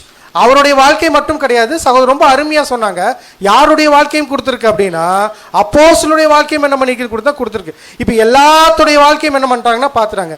இப்போ அவங்ககிட்ட சாய்ஸ் இருக்கு. இப்போ நீங்கள் என்ன பண்ணலான்னா யாருக்கு வேலை செய்யலாம்? தேவனுக்கும் வேலை செய்யலாம், சாத்தானுக்கும். அப்போ அவங்க எப்படி வேலை செய்யக்கூடாதுங்கிறக்கோசரம் சகோதரர் என்ன பண்ணேன்னு சொன்ன மாதிரி எப்படி வேலை செஞ்சிடக்கூடாது அப்படின்னா அவங்களுக்கு ஏற்கனவே எல்லாத்துக்கும் அதிகாரம் கொடுக்கப்பட்டிருக்கா. அப்போ எதில் போய் இன்ஃப்ளூயன்ஸ் பண்ணுறவங்களுக்கு ஒரு வாய்ப்பு இருக்குன்னா அரசியலை இன்ஃப்ளூயன்ஸ் பண்ணுறதுக்கும் யாருக்கு வாய்ப்பு இருக்குது அப்படின்னா விழுந்து போன தேவதூதர்களுக்கு வாய்ப்பு இருக்குது. அப்படி தான் என்ன பண்ணிட்டு இருக்கிறாங்கன்னா இன்னைக்கு எல்லா அரசியலும் என்ன பண்ணிட்டு இருக்கிறாங்க. சகோதரர் என்ன பண்ணா முன்னாடியே மேற்கோள் கண்டார். அப்போ அவங்களுக்கு பாயிண்ட் எப்படி இருக்குன்னா 2 சாய்ஸ் இருக்குது. நீங்கள் அரசியலுக்குள்ள பூந்து என்ன பண்ணலான்னா நன்மையான விஷயத்தை செய்யலாம், தீமையான விஷயத்தை செய்யலாம். போய் இன்ஃப்ளூயன்ஸ் பண்ணுறீங்களா இல்லையா அப்படிங்கிறது என்ன பண்ணுறேன்னா தேவன் பார்க்குறாரு. போய் இன்ஃப்ளூயன்ஸ் பண்ணுறாங்க அப்படின்னா யார் பக்கத்தில் இருக்கிறாங்க? சாத்தானுடைய பக்கத்தில் என்ன பண்ணுறாங்கன்னா இருக்கிறாங்கன்னு அர்த்தம். அதே மாதிரி மனித தோட்டத்தில் என்ன பண்ணலாம்? காட்சி அளிக்கிறதுக்கு முதல்ல என்ன பண்ணப்பட்டிருக்குன்னு பார்த்தீங்கன்னா அவங்களுக்கு பவர் இருக்குது. அந்த விஷயத்தை திரும்பவும் என்ன பண்ணணும்? எடுக்காமல் இருக்கணும். அவங்களே ரெஸ்ட்ரிக்ட் பண்ணிக்கணும். ஆனால் ரெஸ்ட்ரிக்ட் பண்ணுறது அவ்வளோ ஈஸி கிடையாது. கூட யார் இருப்பாங்க? அவங்க கூடவே விழுந்து போன தேவதூதர்கள் என்ன பண்ணுவாங்கன்னா இருப்பாங்க. அவங்க என்ன பண்ணிட்டு இருப்பாங்கன்னா இவங்களையும் என்ன பண்ணிகிட்டே இருப்பாங்கன்னு பார்த்தீங்கன்னா இன்ஃப்ளூயன்ஸ் பண்ணிகிட்டே இருப்பாங்க. அவங்களோட எல்லா விஷயத்தையும் தாண்டி இவங்க என்ன பண்ணணும்னு பார்த்தீங்கன்னா அரசியலுக்குள்ளும் போகாமல் இருக்கணும், மெட்டீரியலைஸும் ஆகாமல் இருக்கணும். கடைசியாக சகோதரர் சொன்ன மாதிரி தவறான உபதேசங்கள் பரப்புறதும் யார் தான் பண்ணிட்டு இருக்கிறாங்கன்னா இந்த விழுந்து போன தேவதூதர்கள் பண்ணிட்டு இருக்கிறாங்க. அந்த மாதிரி காரியத்துக்கும் உட்படாமல் தன்னை சரியாக யார் பாதுகாத்துக்கிறாங்களோ அவங்க என்ன பண்ணுவாங்கன்னு பார்த்தீங்கன்னா தேவன் அவங்கள தன்னோடு கூட என்ன பண்ணுவாங்கன்னு பார்த்தீங்கன்னா சேர்த்துக்குவாங்க. அப்படிங்கிறது தான் வந்து பாயிண்ட்டு. Thank you brother. ஸோ கேள்விக்கு அருமையாக பிரதர் விளக்கம் கொடுத்தாங்க. எப்படி அந்த விழுந்து போன தேவதூதர்கள் ஹவு தே ஜட்ஜ் அப்படின்னு கேட்டால் 1874 அவங்க ரிலீஸ் ஆகுறாங்க. ரிலீஸ் ஆனதுக்கு அப்புறமாக அவங்களுடைய ஒபீடியன்ஸ் அங்கே டெஸ்ட் பண்ணப்படுது. ஆக்சுவலாக அந்த ஜட்ஜ்மெண்ட்ன்றதை நம்ம பார்க்குறோம் இல்லைங்களா? க்ரீனோ கிரிசிஸ்னு 2 வார்த்தை அங்கே கொடுக்கப்படும். அப்படின்னா ட்ரையலே அப்போ தான் ஸ்டார்ட் ஆகுது. நியாய தீர்ப்புன்ற வார்த்தைக்கு என்ன அர்த்தம்னா ஒரு டெஸ்டிங் பீரியடு, டிசிஷன் மேக்கிங் அங்கே கிடையாது. இப்போ 1874 அவங்க கட்டவிழ்க்க விடப்பட்டோன்னே பழைய பவர் அவங்க நினச்சா எடுக்கலாம். இப்போ தேவன் என்ன பார்க்குறாருன்னா ஆல்ரெடி கிறிஸ்து வந்துட்டார். கிறிஸ்துவுக்கு ஒபே பண்ணி தேவனை வணங்கிட்டு அமைதியாக இருக்கிறாங்களா? இல்லை பழைய தன்மைகளை இன்னும் விகரசா அந்த சாத்தானுடைய மைண்டை வச்சுக்கிட்டு தொடர்ந்து செய்கிறாங்க. அதில் ரொம்ப மோசமான செயல் என்னன்னா இன்னைக்கு உலக ராஜ்யங்களோடு போய் என்ன பண்ணுறதுன்னா இன்ஃப்ளூயன்ஸ் பண்ணுறது. பர்டிகுலராக பொலிட்டிக்கலில் நம்ம பார்க்குறோம். வான மண்டலத்தில் கூடிய பொல்லாத ஆவிகள் பொதுவாக பேசுகிறோம் இல்லைங்களா? வானம் ஸ்பிரிச்சுவல் ஹெவன் அப்படின்றதே நம்ம பார்க்குறோம் இல்லைங்களா? ஒரு மத ரீதியான உலகம் ஈவிலான டாக்டரின்ல அவங்களுடைய இன்ஃப்ளூயன்ஸ் தேவைப்பட்டா அதுக்கு சில உதாரணங்கள்லாம் பிரதர் சொல்லுவாங்க. மெட்டீரியலைஸ் கூட ஆகலாம். ஒரு மனுஷனாவே சரீரம் அவங்களால என்ன பண்ண முடியும்? எடுக்க முடியும். இந்த ஆக்ஷன்ஸை கிறிஸ்து பார்க்குறார். உதாரணத்துக்கு ஒரு 100 தூதர்கள் இருக்காங்கன்னா இவங்களுடைய நடவடிக்கையை அங்கே வாட்ச் பண்ணப்படுது. இந்த நடவடிக்கைக்கு தக்க ஒரு பனிஷ்மெண்ட் தான் நியாய தீர்ப்பு அப்படிங்கிற ஒரு பாயிண்ட் நம்ம சொல்கிறோம். இதில் சில பேர் பண்ணாமே இருக்கலாம், சில பேர் என்ன பண்ணலாம். பட் பர்டிகுலராக இந்த இடத்துல ஒரே ஒரு கேள்வி நம்ம கேட்குறதா இருந்தால் இப்போ அரசியல் பார்க்குறோம், டாக்டரின் பார்க்குறோம், அதே போல் மெட்டீரியலைஸ் பார்க்குறோம். 1874 கட்டவிழ்க்கப்பட்டாங்கல்ல, இப்போ அவங்களுடைய செயல்பாடு விகரசாக இருக்குன்னு பார்த்துட்டோம். இப்போ நம்ம எந்த காலத்தில் இருக்கிறோம்? அந்த மகா நாளின் நியாய தீர்ப்புன்னு சொல்லக்கூடிய அந்த 7ஆம் நாளில் இருக்கிறோம். இன்னைக்கு அவருடைய செயல்பாடுகள் உலகத்தில் இந்த ஹால்குள்ளே இருக்காது, வெளியே ரொம்ப விகரசாக இருக்கும். நம்மளை அறியாமலே நிறைய விஷயங்கள் அவங்க என்ன பண்ண முடியுங்க. ஸோ அந்த ஒரு டேஞ்சர் இருக்குன்றதையும் நம்ம என்ன பண்ணிக்கலாம், பேரலா நம்ம தெரிஞ்சுக்கலாம். இப்போ அடுத்த ஒரு கேள்வி என்ன கேட்குறோம்னா, கொரிந்தியரில் ஒரு வசனம் படிக்கிறோம். அற்ப வழக்குகளை உங்களுக்குள்ள தீர்த்துக்கொள்ள நீங்கள் பார்த்துறா இல்லையா? நீங்கள் தேவ தூதர்களை என்ன பண்ண போறீங்க? நியாயம் தீர்க்க போறீங்கன்ட்டு. அப்போ ஒரு எளிமையான கேள்வியை நம்முடைய அன்பு சகோதரர் சிந்தன் அவர்களிடத்தில் நம்ம கேட்கலாம்.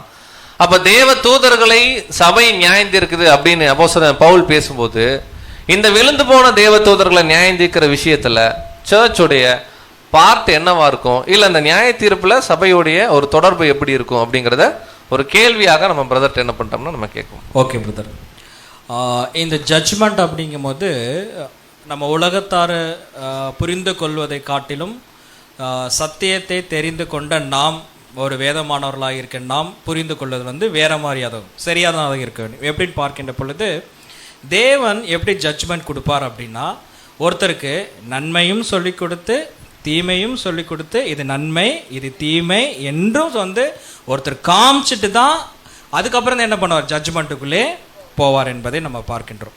அதே மாதிரி இந்த கெட்டுப்போன தேவதூதர்களுக்கும் அவர் என்ன பண்ணுறாருன்னு பார்த்தீங்கன்னா 2 ஆப்ஷன் கொடுக்குறாரு. எப்படி கொடுக்குறாருன்னு பாருங்க.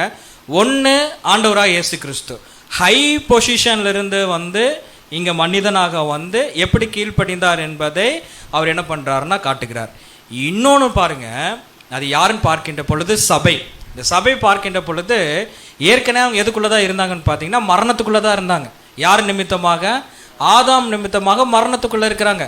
ஆல்ரெடி அவங்க டெட்டு தான், அந்த கண்டிஷனில் தான் அவங்க இருக்கிறாங்க. ஆனால் இவர்கள் ஹை பொசிஷன்லேருந்து வரல, கீழே இருந்து, ரொம்ப கீழே இருந்து கிரைஸ்ட் மாறி மாறி எங்கே இருக்கிறான்னு பார்த்தீங்கன்னா கிரைஸ்ட் கூடவே இருக்கிறாங்க. ஒருத்தர் மேலேருந்து வந்து அந்த ஒரு குவாலிட்டியை காமிச்சார். சபை என்னன்னு பார்த்தீங்கன்னா கீழே இருந்து வந்து பார்த்தீங்கன்னா ஒரு ஹை குவாலிட்டியை காமிச்சிருக்கேன்.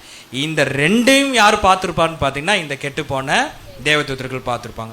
அப்போ 1874 பின்பாக கட்டவிழ்க்கப்பட்ட பின்பாக நம்ம ஏற்கனவே பார்த்தா சில பேர் ரிபெலியன் பண்ணுவாங்க, கலகம் பண்ணுறவங்களாங்க இருப்பாங்க, சில பேர் சப்மிட் பண்ணுறவங்களாங்க இருப்பாங்க.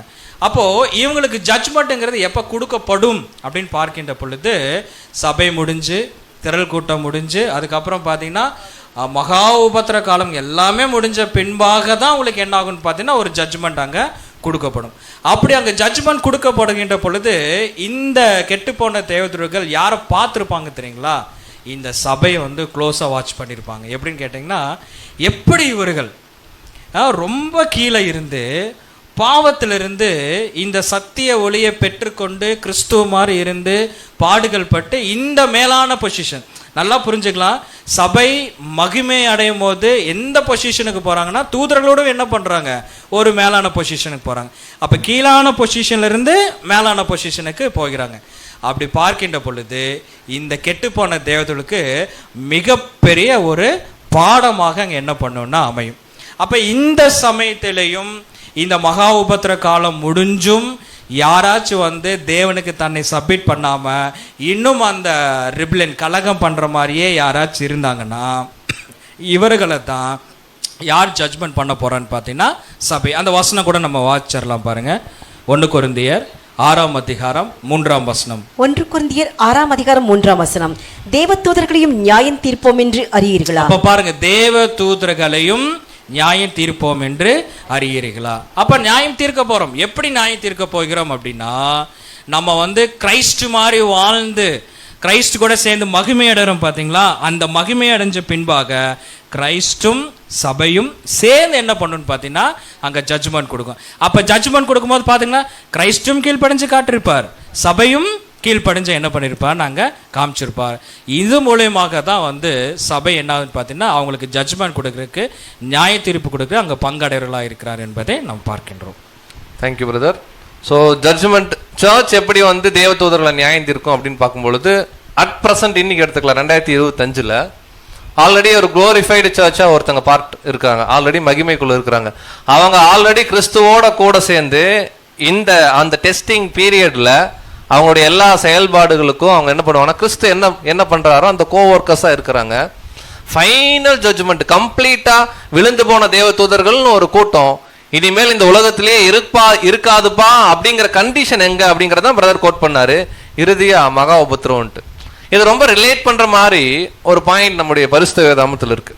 எங்க இருக்கு அப்படின்னு பார்க்கும்போது நம்ம ரெவலேஷன்ல கூட நம்ம பார்க்கிறோம் 7 வாதைகள் குறித்து நம்ம என்ன பண்றோம், நிறைய வசனங்கள் நம்ம வந்து பேசிட்டு தான் இருக்கிறோம், வசனம் கோட் பண்ணல. ஒரு உதாரணம் சொல்லணும்னு கேட்டிங்கன்னா அவர்கள் தவறான போதனைகள் எல்லாம் பண்ணுவாங்க, விழுந்து போன தேவதூதர்கள் அப்படின்லாம் பேசுறோம். இல்லை ரெவலேஷன் 16ஆம் அதிகாரத்தில் அங்கே தவளைகளுக்கு ஒப்பான அசுத்தாவிகள் என்ன பண்ணும், போதகங்கள் பண்ணுவோம். இந்த வசனமெல்லாம் இருக்கு. பட் நம்ம டைமை கருத்தில் கொண்டு என்ன பண்ணுறோம்னா கோட் பண்ணாமல் பேசுகிறோம். இப்போ ஒரு பாயிண்ட் நம்முடைய அன்பு சகோதரர் வினோத் பாபு அவர்கள்ட்ட நம்ம என்ன கேட்குறோம்னா, 7 வாதைகள் இருக்கு. அதில் பர்டிகுலராக நம்ம 6வது வாதையின் காலப்பகுதியில் இருக்கிறோம். இன்ஃபர்மேஷன் எக்ஸ்ப்ளோஷன் அப்படின்றது என்ன பண்ணியிருக்கு, அறிவு பெருக்கம் அந்த காலத்தில் இருக்கிறோம். 7வதாக ஒரு வாதை, அதுதான் அர்மகதோன் அப்படின்னு பார்க்குறோம். இந்த 7வது வாதைக்கும் இந்த விழுந்து போன தேவதூதருடைய நியாய தீர்ப்புக்கும் ஏதாவது சம்பந்தம் இருக்கா? அப்படி சம்பந்தம் இருக்கு அப்படின்னா அது என்ன அப்படிங்கிறது தான் நம்ம பிரதர்கிட்ட நம்ம கேள்வியை கேட்குறோம். Thank you brother. ஸோ பிரதர் கேட்ட கேள்வி நாம் திரும்பவும் ஒரு வார்த்தை சொல்லிக்கிறோம். என்ன ஒரு கேள்வி கேட்டுக்கிறேன்னா, 7வது வாதைக்கும் விழுந்து போன தேவதூதர்களுக்கும் ஏதாவது ரிலேஷன் இருக்கா அப்படின்னு சொல்லி கேட்டுக்கிறேன். ஸோ நமக்கு தெரியும் 6 வாதைகளும் எங்கே தான் ஊற்றப்பட்டிருக்கும் அப்படின்னு பார்த்தீங்கன்னா இந்த பூமியின் மேலே தான் என்ன பண்ணோம்னா ஊற்றப்பட்டிருக்கும். அது ஒவ்வொரு இடம் மாறி மாறி. ஆனால் 7வது வாதை எங்கே ஊற்றப்படும் அப்படின்னு பார்க்கும்போது ஆகாயத்தில். அப்போ அந்த 7வது வாதை ஏன் ஆகாயத்தில் ஊற்ற போகிறாங்க அப்படின்னா அதுதான் ஃபைனல். அந்த ஃபைனலில் ஆகாயத்து மேலே ஏன் ஊற்றுறாங்கன்னா அங்கே யார் இருக்கிறாங்க அப்படின்னா ஆகாயத்து அதிகார பிரபுவாகிய சாத்தான். அப்போ சாத்தானுடைய அந்த ஒரு என்டையர் கிங்டம்க்கும் ஒரு அழிவு எங்கே நியமிக்கப்பட்டிருக்கு அப்படின்னா இந்த கடைசி வாதையாகி 7ஆம் வாதையில். அந்த வாதையில் தான் சாத்தான் மட்டும் இல்லை, சாத்தானோடு கூட சேர்ந்து அவனுடைய ராஜ்யம் விழுந்து போன தேவதூர் ஒட்டு மொத்தமாக என்ன ஒரு பாயிண்ட்டுக்குள்ளே போக போகுதுன்னு பார்த்தோன்னா அழிவுக்குள்ளே போகுது. அதனால தான் அது முடிச்சதுக்கப்புறம் என்ன ஒரு சத்தம் வரும்னா ஆயிற்று அப்படின்னு சொல்லி சொல்லுது. அப்போ அந்த ஆயிற்று அப்படின்னா மீனிங் என்னென்னா திஸ் இஸ் தி ஃபைனல். இதுக்கப்புறம் என்ன ஆகாதுன்னு பார்த்தோன்னா இந்த ஜட்ஜ்மெண்ட்டுக்கு என்ன இல்லைன்னு பார்த்தோன்னா பாயிண்ட் இல்லை அப்படிங்கிறத வந்து பார்த்தோன்னா அந்த இடத்துல. ஸோ இந்த ஒரு 7வது வாதை எங்கே ஊற்றப்படுதுன்னா ஆகாயத்தில் ஊற்றப்படும் போது யாருக்கு ஜட்ஜ்மெண்ட் அப்படின்னா சாத்தானுக்கும் அவனை சேர்ந்த தூதர்களுக்கும் அப்படிங்கிறது தான் brother point. Thank you brother. So சாத்தானுக்கும் அப்படின்னு சொல்லி பார்க்கும்பொழுது இல்லையே 1000 ஆண்டு அரசாட்சி முடியும் போது அவன் என்ன பண்ணுவான், திரும்ப வருவானேன்னு பார்ப்போம். நமக்கு தெரியும் சாத்தானுடைய பவுண்டிங் பாயிண்ட் பிரதர் அங்கே கோட் பண்ணுறாங்க. பட் ஃபாலின் ஏஞ்சல்ஸ் அப்படின்றவங்களுடைய ஃபைனல் ஜட்ஜ்மெண்ட், இதுக்கப்புறம் வீழ்ந்து போன தேவதூதர்கள் அப்படிங்கிற ஒரு கூட்டம் இந்த உலகத்தில் இருக்காது அப்படிங்கிற நிலை எங்க அப்படின்னு கேட்டிங்கன்னா அந்த மகா உபத்திரவத்துடைய எண்டு. அதான் பிரதர் சொல்லும்போது ரெவலேஷன்ல பார்க்குறோம், அந்த 7வது வாதையை ஆகாயத்தில் ஊத்துறாரு. வீழ்ந்து போன தேவதூதர்கள் கட்டவிழ்க்கப்பட்டிருக்கிற நிலைமை. இன்னும் சொல்ல போனா மகா உபத்திரவத்தில் விகரசா வேலை செய்யறவங்களே அவங்க தான். அவ்வளோ மோசமான செயல்பாடுகள் பூமியில் பண்ண போறாங்க. அந்த செயல்பாடுகளுடைய முடிவு ஜட்ஜ்மெண்ட் கொடுக்கும்போது அங்கே கம்ப்ளீட்டாக விழுந்து போன தேவதூதர்கள் என்ன ஆகுறாங்கன்னா கம்ப்ளீட்டாக அவங்களுக்கு அந்த நியாய தீர்ப்பு கொடுக்கப்பட்டுருது. இப்போ என்ன கேள்வினா, சரி நியாய தீர்ப்பு இன்னும் கொஞ்சம் நாட்களில் கொடுத்து முடிய போகுது, கட்டவிழ்க்க விடப்பட்டாச்சு, இன்னைக்கு நிறைய செயல்பாடுகள் என்ன பண்ணுறாங்க, செஞ்சுட்டு இருக்காங்க. சரி ஒரு உதாரணத்துக்கு ஒரு 1000 கணக்கில் தூதர்கள் இருக்காங்கன்னா எல்லாருமே அழிஞ்சிருவாங்களா?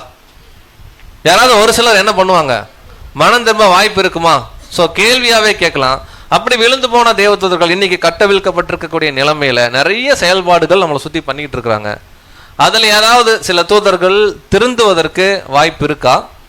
அப்படி இருக்கு அப்படின்னா நம்ம இமேஜின் தான் பண்ண முடியும் இல்லைங்களா? சில வசனத்தின் அடிப்படையில் எப்படி அது நடக்கிறதுக்கு வாய்ப்பு இருக்கு அப்படின்ற ஒரு கேள்வியை நம்முடைய அன்பு சகோதரர் பால் பாண்டியன் அவர்கிட்ட நம்ம என்ன பண்றோம்னா நம்ம கேட்குறோம். கேள்வியை நம்ம புரிஞ்சுக்கலாம், பிரதருக்கு புரியும், நமக்காக நம்ம சொல்றோம். அந்த நியாய தீர்ப்பின் போது நடந்துட்டு இருக்கு. இப்போ வீழ்ந்து போன தேவதூதர்கள் மனம் திருந்துவாங்களா? அப்படி திருந்துவாங்கன்னா என்ன மாதிரி சினாரியோ கொஞ்சம் புரியுற மாதிரி எங்களுக்கு எக்ஸ்பிளைன் பண்ணுங்கன்னு நம்ம பிரதர்கிட்ட நம்ம கேட்குறோம். Thank you brother. இதை எப்படி நம்ம புரிய வைக்கலாம் அப்படின்னு சொல்லி பார்த்தோம்னா இதுக்கு ஒரு வசனம் நம்ம படிச்சிடலாம். ஏற்கனவே படித்த வசனம் தான். இதில் என்ன நம்ம பார்க்கணும் அப்படின்னு சொல்லி பார்க்கும்போது இவங்க ஏற்கனவே ஒரு அந்தகாரமான இடத்துல கட்டி வைக்கப்பட்டிருந்தாங்க இல்லைங்களா? அது வந்து தண்டனைன்னு நம்மளால் என்ன பண்ண முடியாதுன்னா அவங்கள ஒரு கட்டுப்பாடு. ஆக்சுவலி வந்து இப்போ அடுத்து என்ன நடக்குது, இவங்களுக்கு ஒரு நியாய தீர்ப்பு கொடுக்கணும் இல்லைங்களா? அதுதான் நம்ம படிக்கிறோம். யூதா 7ஆம் வசனம். யூதா 7ஆம் வசனம். அப்படியே சோதோம் குமாரா பட்டணத்தார்களும் அவைகளை சூழ்ந்த பட்டணத்தார்களும் அவர்களைப் போல் விபச்சாரம் பண்ணி அந்நிய மாம்சத்தை தொடர்ந்து நித்திய அக்னியின் ஆக்கினை அடைந்து திஷ்டாந்தமாக வைக்கப்பட்டிருக்கிறார்கள். தொடர்ந்து படிங்க சார். மகா நாள்னு வரக்கூடிய அப்படி போலவே சொப்பனக்காரராகி இவர்களும் மாம்சத்தை அசுஸ்திப்படுத்திக் கொண்டு கர்த்தத்துவத்தை அசட்டை பண்ணி மகத்துவங்களை தூஷிக்கிறார்கள். இல்லை சிஸ்டர், மேலே உள்ள வசனம் படிங்க, 6ஆம் வசனம் படிங்க. தங்களுடைய ஆதிமேன்மையை காத்துக் கொள்ளாமல் தங்களுக்குரிய வாசஸ்தலத்தை விட்டுவிட்ட தூதர்களையும் மகா நாளின் நியாய தீர்ப்புக்கென்று. ஓகே, இந்த மகா நாளின் நியாய தீர்ப்புக்கென்று அப்படின்னா இந்த மகா நாள் அப்படிங்கிறத நம்ம இப்போ நல்ல தூதர்களை நம்ம தெரிஞ்சுக்கிறோம்னா நம்ம கொஞ்சம் டீட்டெயிலாக நம்ம என்ன பண்ணணும்னா பார்க்கணும். இந்த மகா நாளில் நமக்கு தெரியும் 1874 இவங்களுக்கு என்ன ஸ்டார்ட் ஆகுது அப்படிங்கிறத நம்ம பார்க்குறோம்னா நியாய தீர்ப்பு. ஆக்சுவலி நியாய தீர்ப்புனா என்னங்கிறதுக்கு நம்ம பிரதர் கொஸ்டின் புக்கில் 20வது கொஸ்டினில் நீங்கள் படித்து பார்த்தீங்கன்னா அங்கே நியாய தீர்ப்பு அப்படிங்கிற ஒரு விஷயத்த சோதனை அப்படிங்கிறத எழுதியிருப்பார். இப்போ ஏன் அவங்களுக்கு சோதனை தேவை அப்படின்னா அவங்க நல்லவங்களா அல்லது கெட்டுப்போன தேவதூர்களாக இன்னும் இருக்காங்களாங்கிறதுக்கு அங்கே ஒரு ட்ரையல் நடக்கணும். அப்போ ட்ரையல் நடக்கணும்னா அங்கே ஒரு விஷயத்த தேவன் என்ன பண்ணணும்னா செய்யணும். அதான் நம்ம பார்க்குறோம், தளர்வு கொஞ்சம் என்ன பண்ணப்படுதுன்னா அவங்களுக்கு அகற்றப்படுது. இந்த தளர்வு அகற்றப்படுதுன்னா என்ன அப்படின்னு சொல்லி பார்த்தோம்னா, ஏற்கனவே நம்ம ஒரு உதாரணம் சொன்னோம், ஒரு தளர்வு இருக்குது, ஒரு ஜெயில் ரூம். இப்போ அந்த ஜெயில் ரூம் என்ன பண்ணப்பட்டாச்சுன்னா ஓப்பன் பண்ணியாச்சு. இப்போ அவங்களால என்ன பண்ண முடியும்னா வெளியில் வர முடியும். இந்த தளர்வை நம்ம இப்படி புரிஞ்சுக்கலாம். இந்த தளர்வு இருக்கும்போது இப்போது நல்லவங்க யார் கெட்டவங்க யாருங்கிறத நம்ம லாங்குவேஜில் நான் சொல்கிறேன். நல்லவங்க யார் கெட்டவங்க யார் அப்படிங்கிறத எப்படி தேவன் அங்கே பார்க்குறாங்க அப்படின்னு சொல்லி பார்த்தோம்னா இவங்களுடைய செயல்பாடு இருக்கு இல்லைங்களா. இப்போ இந்த தகர்வு ஓப்பன் பண்ண உடனே இந்த கெட்டுப்போன நிலைமையிலே தொடரக்கூடிய மனநிலைமை உள்ளவங்க என்ன நினைக்கிறாங்களாம். அந்த கொஸ்டின் புக்கில் 20வது கொஸ்டினில் பிரதர் எழுதும்போது அங்கே சொல்கிறாங்க, தேவனுக்கு இனிமேல் வல்லமை, தேவனுடைய வல்லமை இனிமேல் என்ன பண்ணாது, செயல்படாது அப்படின்னு யார் கற்பனை பண்ணிக்கிட்டாங்கன்னா இந்த விழுந்து போன தேவதூர்கள் தொடர்ச்சி அதிலேயே போகும்னு நினைக்கிறாங்கல்ல. இவங்களுடைய மைண்டெல்லாம் என்ன ஆயிடுச்சுன்னா இப்படி ஆயிடுச்சான், தேவனுக்கு இனிமேல் என்ன இல்லை, வல்லமை இல்லை. அதனால என்ன ஆயிடுச்சு, நம்மளுடைய இதெல்லாம் என்ன ஆயிடுச்சுன்னா தளர்வு நீக்கப்பட்டிருக்கு. இனி நம்ம விக்ரஸாக நம்ம என்ன பண்ணலாம்னா ஒர்க் பண்ணலாம்னு இப்படி ஒரு மனநிலைமை உள்ளவங்களாம் இருக்காங்க. இதே நேரத்தில் இயேசு கிறிஸ்துவனுடைய வாழ்க்கையை பார்த்துருப்பாங்கல்ல, வாழ்க்கையை பார்த்து விழுந்து போன மனுக்குலத்துக்கே தேவன் ஒரு வாய்ப்பு கொடுத்துருக்காருன்னு நம்ம அங்கேருந்து வந்திருக்கோம். இப்போ ஒரு தவறு பண்ணியிருக்கோம், மனம் திரும்பினா நிச்சயமாக நமக்கு ஒரு வாய்ப்பு இருக்குங்கிறத மனம் திரும்பி தேவனுக்காக இனிமேல் ஊழியம் செய்யணுங்கிற எண்ணம் உள்ள தேவதூர்கள் இருக்காங்க இல்லைங்களா, இவங்களும் இப்போ அங்கே என்ன பண்ணுவாங்கன்னா இருப்பாங்க. இனி அவங்க செய்யக்கூடிய செயல்கள் இருக்கு இல்லைங்களா, அது நல்லா கவனித்து பார்த்தோம்னா விழுந்து போன தேவதூர்கள் செய்யக்கூடியது எல்லாம் இவங்க இனிமேல் என்ன பண்ண மாட்டாங்கன்னா பண்ண மாட்டாங்க. எப்படி அப்படின்னு சொல்லி பார்க்கும்போது தான் பிரதர் சிந்தன் பிரதர் அவங்க சொன்னாங்க, அவங்க அரசியல், அப்புறம் வந்து பார்த்தோம்னா மனித சரீரம் எடுக்கிறது, இன்னும் வந்து பார்க்கும்போது தவறான போதனை, இதில் எல்லாம் யார் கலந்துக்கிற மாட்டாங்கன்னா இவங்க இனிமேல் என்ன பண்ண மாட்டாங்கன்னா கலந்துக்கிறவே மாட்டாங்க. எப்படி அப்படின்னு சொல்லி பார்க்குறோம்னா நம்ம ரசல் பிரதர் அவங்களுடைய காலத்தில் அவங்க ஒரு ரீஃபரன்ஸ் நம்பர் கூட நோட் பண்ணிக்கலாம், 3490. இதில் விழுந்து போன தேவதூதர்கள் மனித சரீரம் எடுத்து வந்து கான்சிகரேட் பண்ணவங்க மத்தியிலேயே என்ன பண்ணியிருக்காங்கன்னா வந்திருக்காங்க பாருங்க. ஒரு கான்சிகரேட் பண்ணுற சகோதரனோ அதெல்லாம் அங்கே தெரியல, ஒருத்தவங்க மத்தியில் வந்து மனித சரீரம் எடுத்து என்ன பண்ணியிருக்காங்கன்னா அந்த விழுந்து போன தேவதூர்கள் வந்து அவங்கள பயமுறுத்தியிருக்காங்க. இதை அவங்க என்ன பண்ணுறாங்கன்னா அந்த ரீஃபரன்ஸ் எழுதுறாங்க. எப்படி அதுக்கு வாய்ப்பு இருக்குது, மனிதனுடைய சிந்தையில் தான் இவங்க இதுக்கு முன்னாடி என்ன பண்ணியிருந்தாங்கன்னா பேசிகிட்டு இருந்தாங்க இல்லைங்களா. கெட்டுப்போன தேவதூர்கள் வந்து பேசுகிறதெல்லாம் காலம் வரும் முன்னே, காலம் வந்ததுக்கப்புறம் சரீரமே எடுத்துக்கிறது எப்படி அப்படின்னா எங்கேயோ ஒரு இடத்துல ஒருத்தர் இறந்துருவார். இப்போ உதாரணத்துக்கு கோயம்புத்தூரில் ஒருத்தர் இறந்துட்டாருன்னு வைங்க, கொஞ்சம் பிரபலமானவர்னு வச்சுக்கலாம். இந்த சாமிகள்லாம் சொல்கிறாங்கல்ல, பக்த கோடிகளில் ஏதாவது சாமிகள்லாம் சொல்கிறாங்கல்ல, இறந்துட்டாங்கன்னா அதே நேரத்தில் வேறு எங்கேயாவது அவங்க அவர் என்ன பண்ணுறதுங்க வர்றது. இந்த மாதிரி அந்த மாதிரியான செயல்முறை எல்லாமே யார் பண்ணுவாங்கன்னா அவங்க பண்ணுவாங்க அந்த தளர்வு நீக்கப்பட்டதுக்கப்புறம். இப்போ இதை யார் செய்ய மாட்டாங்கன்னா நல்ல மனம் திரும்பின தூதர்கள் என்ன பண்ண மாட்டாங்கன்னா செய்ய மாட்டாங்க. இந்த மாதிரி நேரத்தில் இந்த மனம் திரும்பின தூதர்கள் மனம் திரும்பாத தூதர்கள்னால நிறைய அங்கே ஸ்ட்ரகிளுக்குள்ளே போகிறதுக்கு என்ன இருக்குன்னா வாய்ப்பு இருக்குது. நம்ம கூடவே ஒன்றா இருந்த எல்லாமே நீ பண்ண, இன்னைக்கு மட்டும் நீ வந்து படமாக்க மாட்டியாக்கும் அப்படிலாம் கேள்விப்பட்டிருக்கோம் இல்லைங்களா. அந்த மாதிரி அங்கே என்ன இருக்குன்னு சொல்லி பார்த்தோம்னா அவங்களுக்கு மிகப்பெரிய ஒரு என்ன இருக்குன்னு சொல்லி பார்த்தோம்னா டார்ச்சர் இருக்கும். அதே நேரத்தில் இவங்களுடைய மனநிலைமை எப்படி இருக்குங்கிறத கூட கொஸ்டின் புக்கில் அங்கே பிரதர் எழுதும்போது தேவனுடைய பிரமாணத்தின் மேலே மிகுந்த மரியாதை யாருக்கு இருக்கும்னா இந்த மனம் திரும்பக்கூடிய தூதர்களுக்கு. இதுக்கு முன்னாடியே மரியாதை இருந்துச்சு, ஆனால் அதை விட மரியாதை என்ன பண்ணியிருக்கும்னா அதிகமாக வந்திருக்கும். அதுக்கப்புறம் தேவன் அவருடைய இரக்கத்தின் மேலே பெரிய பிரியம் உங்களுக்கு என்ன பண்ணியிருக்குன்னா வந்திருக்கும். அதுக்கப்புறம் வந்து பார்த்தோம்னா பாவத்துக்கு எதிரான வாழ்க்கை அந்த தெய்வீக நீதியில் இவங்களுக்கு ரொம்ப இணக்கம் இருக்கிறதுனால இப்போ இவங்களை யார் அடுத்த கட்டத்துக்கு போக விட மாட்டாங்கன்னா இந்த விழுந்து போன தூதர்கள் என்ன பண்ண மாட்டாங்கன்னா போக விட மாட்டாங்க. அதே நேரத்தில் முக்கியமாக தேவன் எதிர்பார்க்கக்கூடிய 3 விஷயம். அரசியல், ஒரு வசனம் கூட படிச்சிடலாம் சிஸ்டர். ரெவல்யூஷன் 16ஆம் அதிகாரம் 13வது வசனம். வெளிப்படுத்தல் 16ஆம் அதிகாரம் 13ஆம் வசனம். அப்பொழுது வலுசர்பத்தின் வாயிலும் மிருகத்தின் வாயிலும் கள்ள தீர்க்கதரிசியின் வாயிலுமிருந்து தவளைகளுக்கு ஒப்பான 3 அசுத்த ஆவிகள் புறப்பட்டு வர கண்டேன். அவைகள் அற்புதங்களை செய்கிற அற்புதம் செய்கிற பிசாசுகளினுடைய ஆவி. கண்டிப்பா நமக்கு தெரியும், 3ஆம் அதாவது இந்த மகா உபத்திரவத்தை கூட்டி சேர்க்கக்கூடிய முக்கியமான வேலையில 90% பங்கு யாருக்கு இருக்குன்னு சொல்லி பார்த்தோம்னா இந்த விழுந்து போன தேவதூர்கள் இருக்கு. ஆனா இதுல அவங்க யாருமே என்ன பண்ண மாட்டாங்கன்னா உள்ள நுழைய மாட்டாங்க. ஆனால் அவங்களுக்கு ப்ரெஷர் என்ன ஆகிட்டே இருக்குன்னு சொல்லி பார்த்தோம்னா ஏற்கனவே இருந்ததை காட்டிலும் இப்போ ஒரே இடத்துக்குள்ளே இருக்கிறதுனால ப்ரெஷர் அதிகமாகிட்டே இருக்கும். அதை அவங்க என்ன பண்ணுவாங்கன்னா அதை சகிக்கிறாங்க. பார்த்தீங்களா, இது அவங்களுக்கு மிகப்பெரிய ஒரு சோதனை அமையும். அந்த சோதனை அவங்கள என்ன பண்ணுன்னு சொல்லி பார்த்தோம்னா நல்ல தேவதூர்களாக வெளிப்படுத்தப்படும். அதனால தான் சிந்தனை அப்படி ஏற்கனவே ஒரு வார்த்தை சொன்னாங்க, பெசானி சோவா, அந்த ஒரு வார்த்தை. அதாவது தங்கத்தை என்ன பண்ணுறது, எனக்கு உச்சரிக்க வரலை, ஆனால் அதுதான் அந்த குட் ரிசல்ட்டு வெளில வர்றதுக்கு அங்கே ஒரு வேலை என்ன பண்ணப்படும்னா நடக்கும் அப்படிங்கிறத கூட நம்ம என்ன பண்ணுறோம்னா பார்க்குறோம். அப்போது இது மட்டும் இல்லை, இப்போ ஒரு சுயாதீனம் யாருக்கு கொடுக்கப்பட்டிருக்கு அப்படின்னா அங்கே அந்த 1874 அப்புறம் சுயாதீனம் கொடுக்கப்பட்டிருக்கு இல்லைங்களா. சுயாதீனம் கொடுக்கப்பட்டு அதில் தவறு செய்யாமல் இருக்கும்போது தான் அங்கே நம்ம கண்டுபிடிக்கிறோம் அது நல்லவங்களா கெட்டவங்களா அப்படிங்கிற ஒரு சோதனை கண்டிப்பாக இருக்குது. அதை நம்ம பார்க்குறோம். அந்த நியாய தீர்ப்பின் நாளுங்கிறது சோதனையினுடைய விஷயமா நம்ம எடுத்துக்கிறோம். வெரி குட் பிரதர், அருமையாக சகோதரர் அவர்கள் சொன்னாங்க. ஸோ இப்போ ஃபைனலாக ஒரு ரவுண்டு போக போகிறோம், ஒரு 3 கேள்வி நம்ம போக போகிறோம். அதுக்கு முன்பாக நம்ம மற்ற 24 கூட படிக்கிறோம் இல்லைங்களா, கூடுமானாலும் தெரிந்து கொள்ளப்பட்டவர்களை வஞ்சிக்கத்தக்கதாக அநேக பெரிய அடையாளங்களை அற்புதங்களை என்ன பண்ணுவோம். ஸோ இன்றைக்கும் மெட்டீரியலைசேஷன் அப்படிங்கிற ஒரு பாயிண்ட்டு நடக்குமானா 100% நடக்கும். பிரதர் ஒரு நிமிஷம், அதுக்கு முன்னாடி ரீப்ரின்ஸ் மட்டும் சொல்லிடுறேன். அதாவது ரீப்ரின்ஸ் 3490 அந்த மனித சரீரம் எடுக்க முடியுமாங்கிறதுக்கு பிரதர் எழுதியிருக்காரு. ரீப்ரின்ஸ் 196 அதுலேயும் எழுதியிருக்காரு. 5799 இதில் எல்லாத்துலேயும் என்ன எழுதியிருக்காருன்னா மனித சரீரம் கண்டிப்பாக எடுக்க முடியும். அதாவது சிந்தையை தான் இதுக்கு முன்னாடி அவங்க பண்ணிக்கிட்டு இருந்தாங்க, லிட்டரலாகவே மனித சரீரம் எடுக்க முடியுங்கிறத எழுதியிருக்காரு. தேங்க்யூ பிரதர், நிறைய ரெஃபரன்ஸ் பிரதர் கொடுத்துருக்காரு. ஸோ என்ன அப்படின்னு பார்க்கும்பொழுது மெட்டீரியலைஸ் அவங்க ஆக முடியும். பட் அங்கே ஒருவேளை தூதர்கள் திருந்துறதுக்கு சில பேருக்கு வாய்ப்பு இருக்குது. எவ்வளோ எண்ணிக்கை நமக்கு தெரியல. என்ன வாய்ப்பு அப்படின்னு கேட்டிங்கன்னா ஒரு சிவியர் ஸ்ட்ரகிள் இருக்கும். நீ ரிபலைனாக போறியா, கலகக்காரனாக போறியா, இல்லை கிறிஸ்துவுக்கு ஒபே பண்ணுறியா, கீழ்படுறியா, இந்த டெஸ்ட்டு தான். நிறைய தேவதூதர்கள் கலகக்காரராக தான் போவாங்க.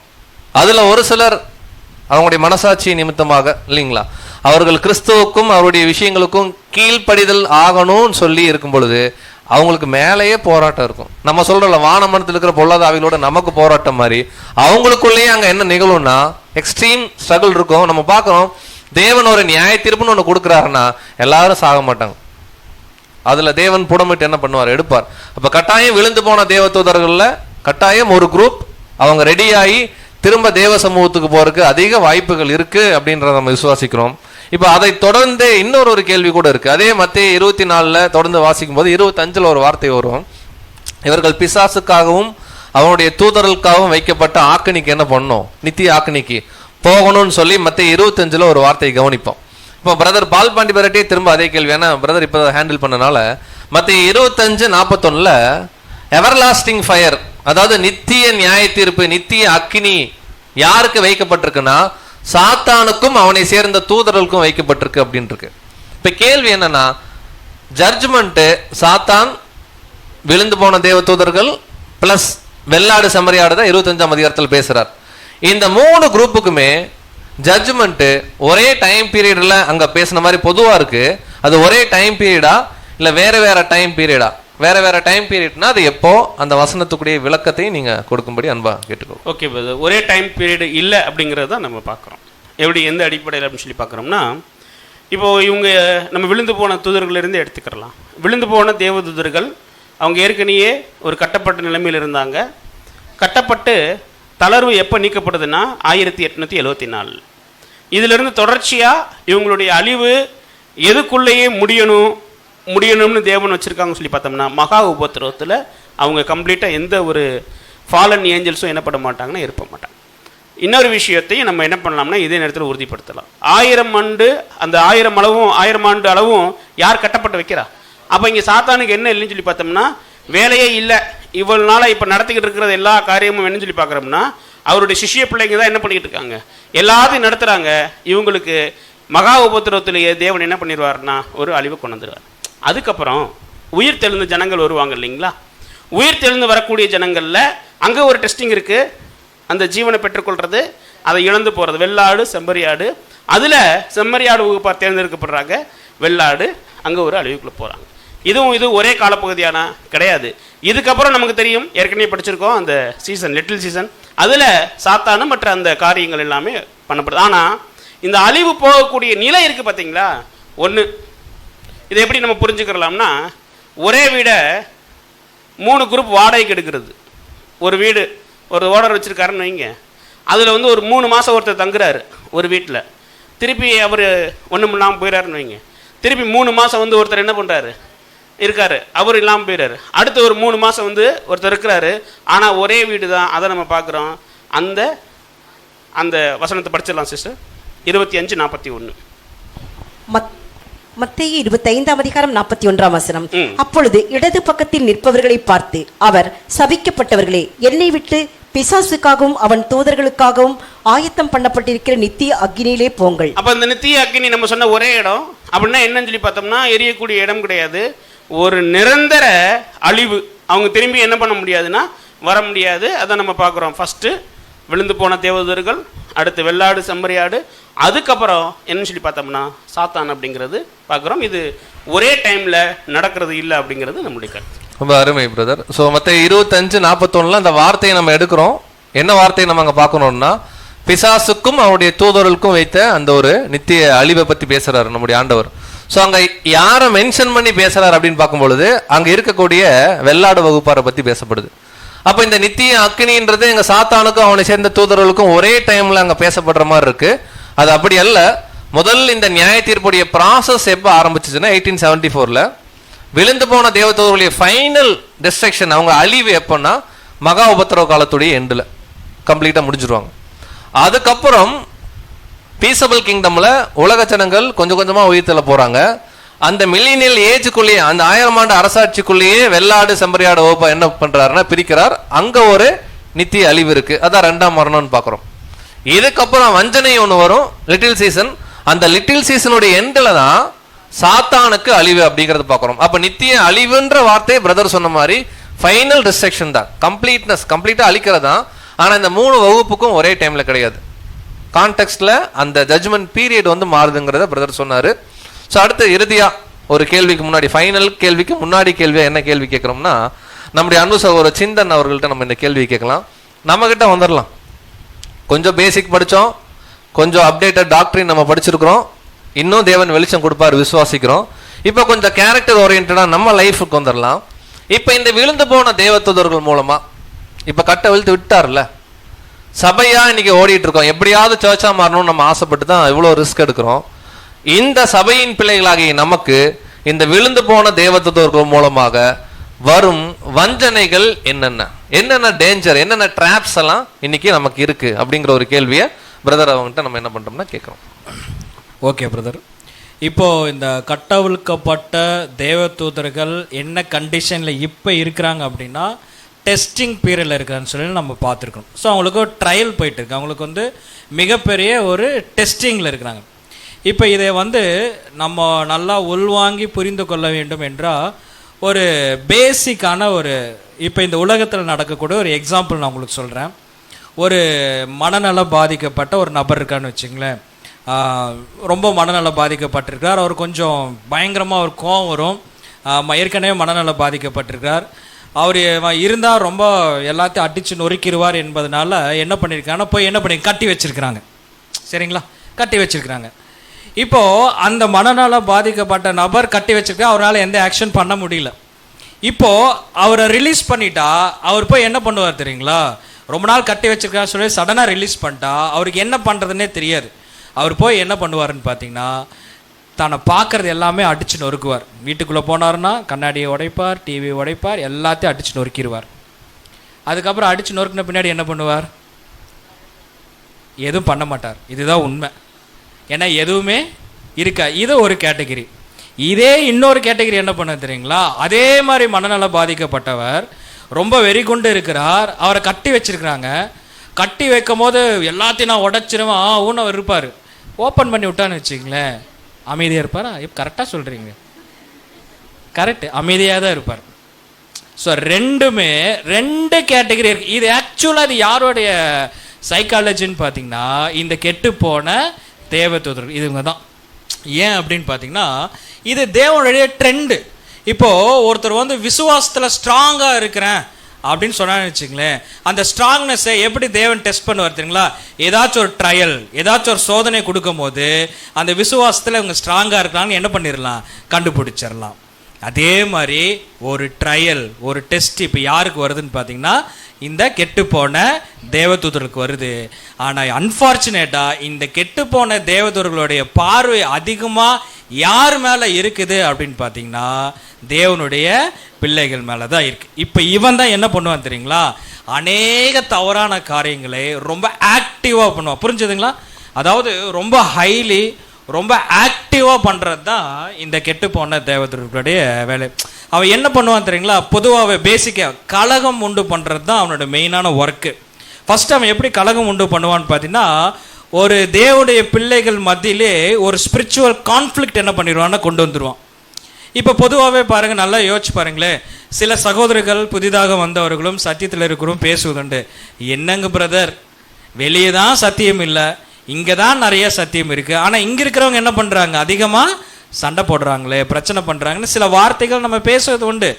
ஏன்னா எல்லாருமே பூர்ணானவர்கள் கிடையாது. ஏன் இது வருது அப்படின்னு பார்க்கின்ற பொழுது இந்த கெட்டு போன தேவதூதர்கள் நமக்குள்ள என்ன பண்ணுறான் தெரியுங்களா? அதிகமாக வேலை செய்கிறான். அதை நம்ம என்ன பண்ணோம்னா கண்ட்ரோல் பண்ணணும், ஸ்டாப் பண்ணணும். ஆனால் அவனுடைய ஒர்க் எப்படி இருக்குன்னு பார்த்தீங்கன்னா ரொம்ப ஆக்டிவாக இருக்கும்.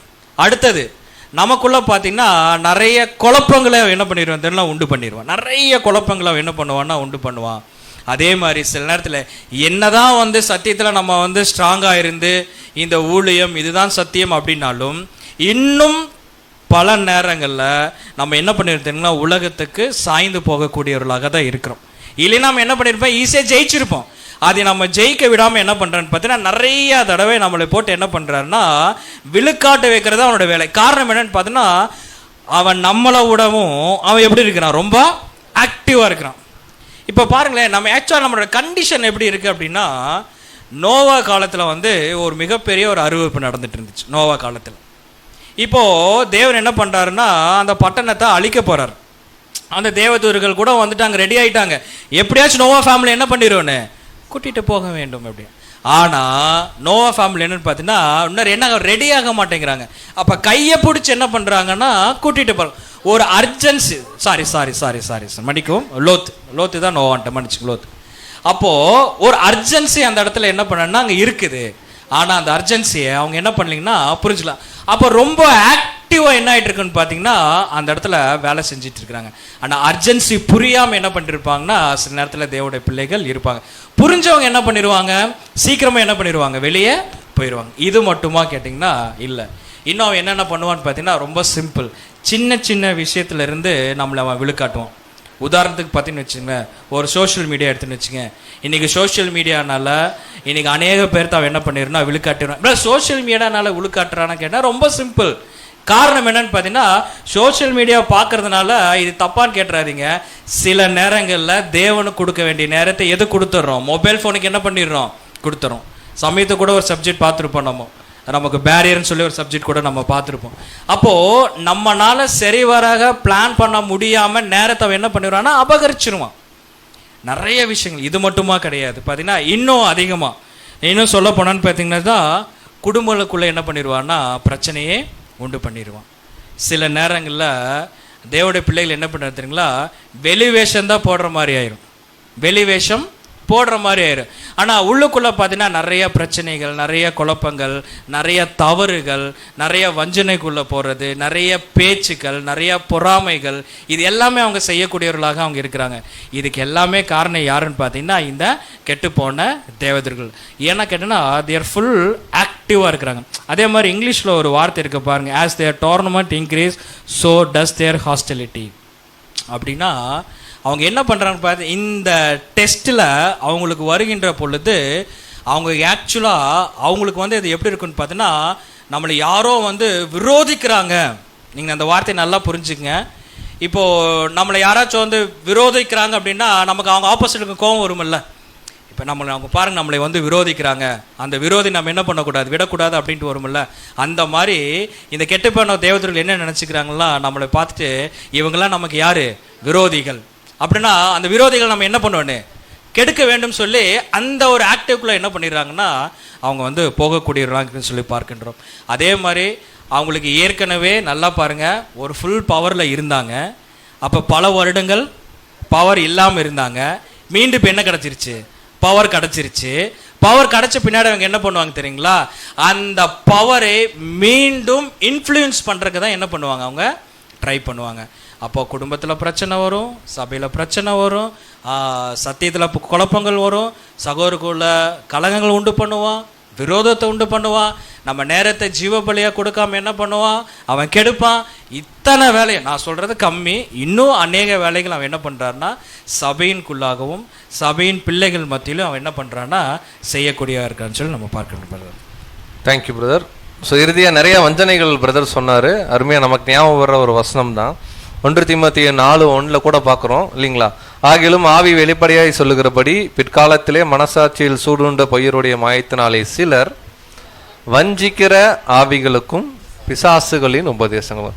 அப்போ ஃபர்ஸ்ட் நமக்கு வரக்கூடிய ட்ராப் என்னன்னா, இந்த ஏற்ற கால சத்தியத்திலிருந்து நம்மை வழிவிலக பண்ணுவான். யார் அப்படின்னு கேட்டிங்கன்னா, இந்த வீழ்ந்து போன தேவதூதர்கள். நோவா காலத்தில் எப்படி நடந்ததோ மனுஷகுமாரன் காலத்தில் அப்படி நடக்கும். அப்போ நோவா காலத்தில் நோவாவுடைய குடும்பத்தை தவிர மீதி இருக்கிற எல்லாருமே தேவ தூதர்களோடு சம்பந்தம் கலந்தாங்க. இன்னைக்கு நாம தான் நோவாவுடைய குடும்பம். அப்படின்னா நாம் தேவனோடு சந்தரிக்கிறவங்களா இருக்கணும். பிரதர் சொன்னார் இல்லையா நிறைய விஷயங்கள், அதெல்லாம் நமக்குள்ள இருக்குது. அப்படின்னா நாம் தேவ தூதர்களோடு என்ன பண்ணிட்டு இருக்கோம், ஆல்ரெடி அலைன்ஸ் போட்டோம். ஃபார்மாலிட்டிக்கு எக்லீஷன் என்ன பண்ணிட்டு இருக்கிறோம், வந்துட்டு இருக்கோம். ரொம்ப டேஞ்சர். இது ஒவ்வொருத்தருடைய மனநிலையை பொறுத்தது தான். அப்போ வானமானத்தில் கூட பொல்லாத ஆவிகளின் சேனைகளோடு போராட்டம் உண்டுன்னா ஸ்டில் அவனுடைய ஒரே விஷயம், இந்த வீழ்ந்து போன தேவத்துடைய ஒரே விஷயம் என்னன்னா, கட்ட வீழ்த்து விட்டோன்னே தேவ திட்டத்துக்கு எதிராக செயல்படுறது. இப்போ நம்ம தேவ திட்டத்துக்கு ஒத்துழைக்கிறோம், நம்மளை எப்படியாவது கவிழ்க்கணும். அது கவிழ்க்கிறது எந்த வழியில வேணா வரலாம். பட் எந்த வழியா இருந்தாலும் நம் சத்தியத்துல புரிதலோடு கூட நம்ம என்ன பண்ணணும்னா எதிர்க்கணும்னு பார்க்குறோம். இப்போ கடைசியாக ஒரு கேள்வி நம்முடைய அன்பு சோர் வினோத் பாபு அவர்கள்ட்ட என்ன கேட்குறோம்னா, இப்படி நிறைய வஞ்சனைகள் இருக்கு. இப்படி வஞ்சனைகள் இருக்கக்கூடிய இந்த தருணத்துல ஒரு புது சிருஷ்டியா நாம் இந்த வகையான வஞ்சனைகள்ல நம்மளை எப்படி தற்பாதுகாத்து கொள்ளலாம் அப்படிங்கிற ஒரு ஆலோசனையை நீங்க முன் வச்சீங்கன்னா ரொம்ப பிரயோஜனமா இருக்கும். Thank you brother. ஆனால் நமக்கு இந்த ஆலோசனைகள் புதிதாக இல்லை. ஏன்னா நமக்கு தெரியும் பவுலுடைய வார்த்தைகள். எபேசியருக்கு எழுதும்போது 6ஆம் அதிகாரத்தை ரொம்ப கிளியராக சொல்லிட்டார். ஏனெனில் மாம்சத்தோடும் இரத்தத்தோடும் அல்ல, துரைத்தனங்களோடும் அதிகாரங்களோடும் இப்பிரபஞ்சத்தின் அந்தகார லோகாதிபதிகளோடும் வானமண்டலங்களுள்ள பொல்லாத ஆவிகளோடும் சேனைகளோடும் நமக்கு என்ன இருக்கு இப்போ இந்த போராட்டத்தை தான் சகோதரர் என்ன பண்ணிட்டு இருந்தாருன்னா இவ்வளோ நேரம் சொல்லிட்டு இருந்தார் எப்படியெல்லாம் போராட்டம் வரும்னு சொல்லிட்டு. அப்போ அதுக்கு போராட்டத்தை குறித்து பேசின பவுலுக்கு அதை எப்படி ஜெயிக்கணும்னு தெரியுமா? அது கண்டிப்பாக நமக்கு ஆலோசனையாக கொடுத்துருப்பாரு. அடுத்த வசனத்திலே ஆலோசனையாக கொடுத்துருக்கு. ரொம்ப சிம்பிள், என்ன பண்ணிக்கங்க, சர்வாயுத வர்க்கத்தை என்ன பண்ணிக்கங்க அப்படின்னா தரித்து கொள்ளுங்க. இப்போ சர்வாயுத வர்க்கம் அப்படின்னு பார்க்குறோம் இல்லையா, என்னென்ன இருக்கு? சத்தியம் என்னும் கச்சை, நீதி என்னும் மார்க்கவசம், சமாதானம் என்னும் பாதரட்சை, இதெல்லாம் இருக்கு. இதெல்லாம் போட்டாச்சு, ஜெயிச்சிட முடியுமா? இல்லை. விசுவாசம் என்னும் கேடும் இல்லை, ஓகே, இருக்கிற எல்லாத்தையும் போட்டாச்சு. போட்டதுக்கப்புறம் நம்ம ஜெயிச்சிட முடியுமா? சண்டைக்கு போகணும், இல்லை எப்படி யூஸ் பண்ணணும்னு தெரியணும். சண்டைக்கு வரும்போது நம்ம சண்டைக்கு போக மாட்டோம். அவன் என்ன பண்ணுவான், நம்ம அதை தாக்குதல் கொடுத்தோம்ல. இப்போ தாக்குதல் வரும்போது சகோதரர் சொன்ன மாதிரி அநேக விரோதங்கள் கொண்டு வருவான், அநேக விஷயமான கலகங்கள் கொண்டு வருவான், அநேக விஷயமான தந்திரங்கள் கொண்டு வருவான். இது எல்லாத்தையும் நம்ம எதிர்த்து நிற்கணும்ல. எதிர்த்து நிற்கணும் அப்படின்னா பட்டயத்தை போட்டாச்சு. பட்டயத்தை போட்டுட்டு ஒரு இராணுவ வீரன் உள்ளே போயிட்டா அவனால ஜெயிச்சிட முடியுமா? அப்படின்னு ஜெயிச்சிட முடியாது. அது எல்லாத்தையும் போட்டுக்கிட்டா எந்த இடத்துல எதை யூஸ் பண்ணணும் என்ன பண்ணணும் தெரியணும். பட்டயத்தை எங்கே யூஸ் பண்ணணும்னு தெரியணும், மார்க்கவசத்தை வச்சு என்ன பண்ணணும்னு தெரியணும், கேடயத்தை வச்சு என்ன பண்ணணும் தெரியும். உதாரணத்துக்கு ஒரு 2 மட்டும் பார்த்து என்ன பண்ணிடலாம் அப்படின்னு பார்த்தோன்னா, நம்ம இந்த ஒரு விஷயத்தை, ஏன்னா நமக்கு எல்லாருமே ரொம்ப பரிச்சயமான விஷயம் தான், இருந்தாலும் நம்ம பார்த்தா இது என்ன ஆகும்னு பார்த்தோன்னா பிரயோஜனமாக இருக்கும். இப்போ சத்தியம் என்ன பண்ண பண்ணுறோம், கச்சை அப்படிங்கிற விஷயத்தை என்ன பண்ணணும்னு பார்த்தோன்னா கட்டணும் அப்படிங்கிறது. இதை எப்படி நம்ம ப்ராக்டிக்கலாக யூஸ் பண்ணுறது? நீங்கள் எல்லாம் தூங்கிட்டு இருக்கிறீங்கன்னு நினைக்கிறேன். நான் கேள்வி கேட்டிருக்கேன். இப்போ நான் என்ன கேள்வி கேட்டிருக்கேன் அப்படின்னா, சத்தியம் என்னும் கச்சை என்ன பண்ணணும்னு பார்த்தோன்னா யூஸ் பண்ணுங்கிறது பவுல் என்ன பண்ணிட்டாரு, சொல்லிட்டார் இல்லையா? இப்போ நம்ம யூஸ் பண்ணோமா? யூஸ் பண்ணால் தான் என்ன பண்ண முடியும் அப்படின்னா, அவன் என்ன பண்ண முடியும், ஜெயிக்க முடியும்.